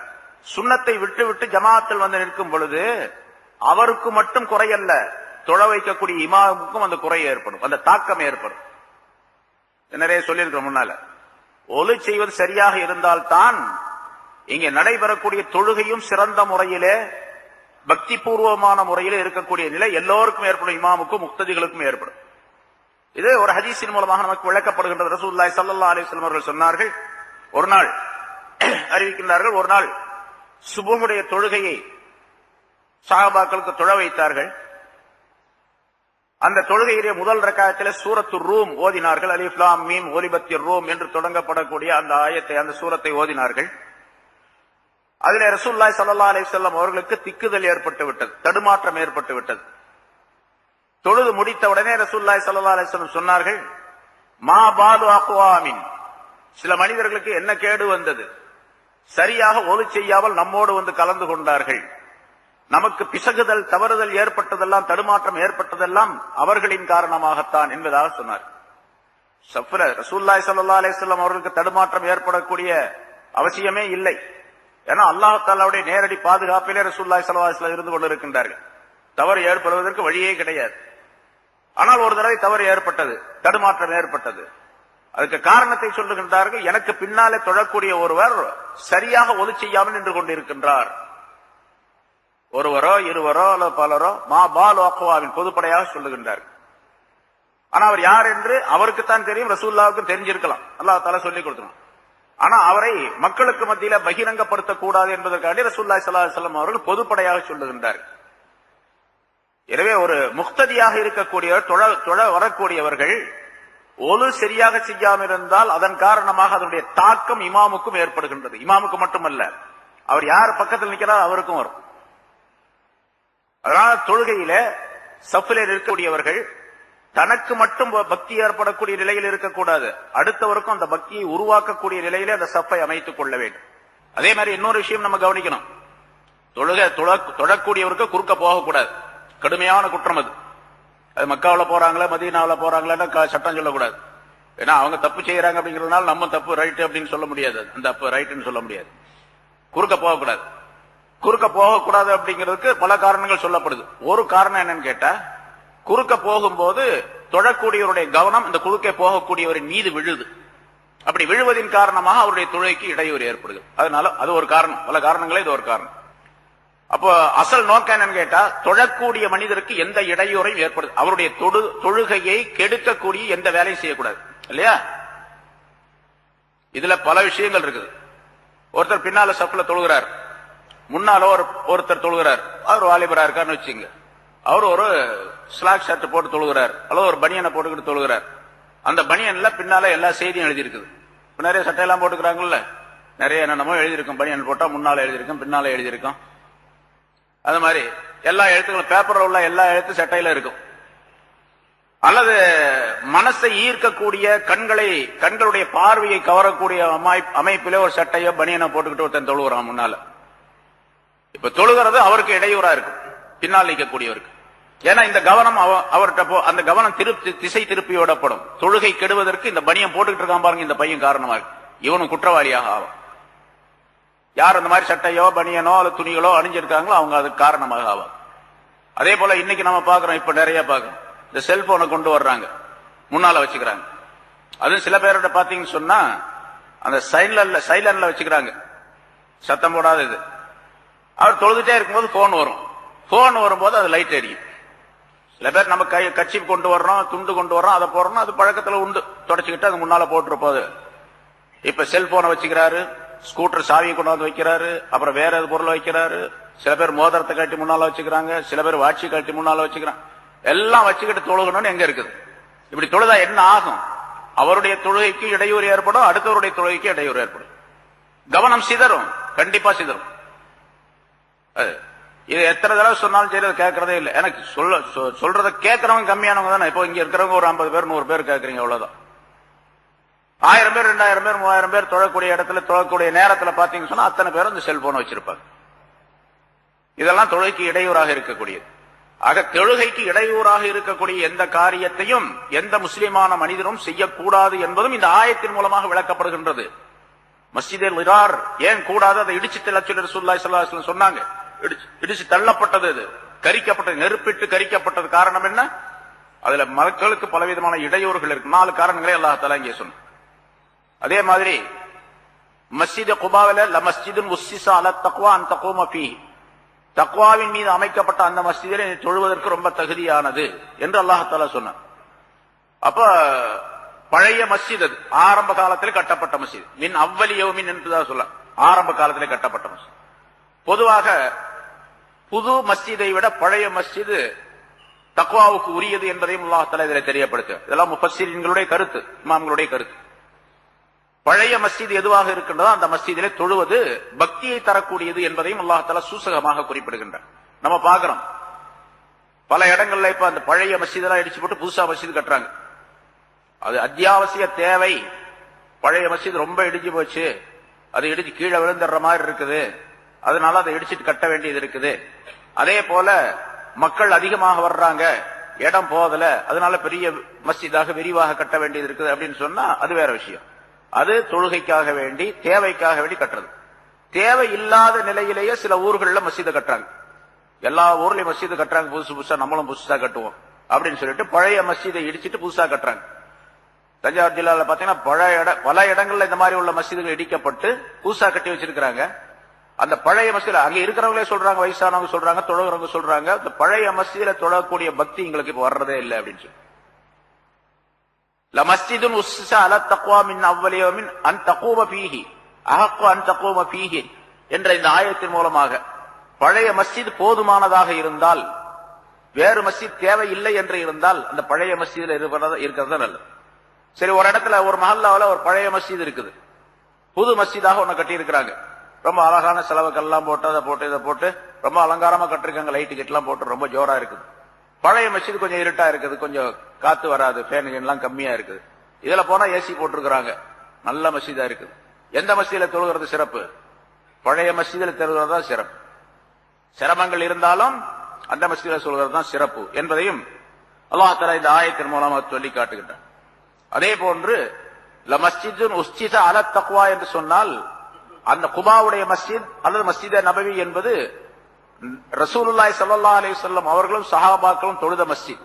அந்த மஸ்ஜிதை சிறப்பித்து அல்லாஹ் தஆலா சொல்லுகின்ற காரணத்தினால் ஒரு மஸ்ஜிதிலே தொழக்கூடிய மனிதர்கள் சாலிஹீன்களாக, முத்தகீன்களாக, நல்லடியார்களாக இருந்துவிட்டால் அது அந்த மஸ்ஜிதுக்கு மட்டுமல்ல, அந்த மஹல்லா மட்டுமல்ல, அந்த ஊருக்கே சிறப்பு, உலகத்திற்கே சிறப்பு. உலகம் முழுவதும் அந்த படிப்பினை பெற வேண்டும் என்பதற்காக வேண்டித்தான் இந்த ஆயத்தை அல்லாஹ் தஆலா இங்கே குர்ஆனில் நமக்கு பதிவு செய்து கொடுத்திருக்கின்றனர்.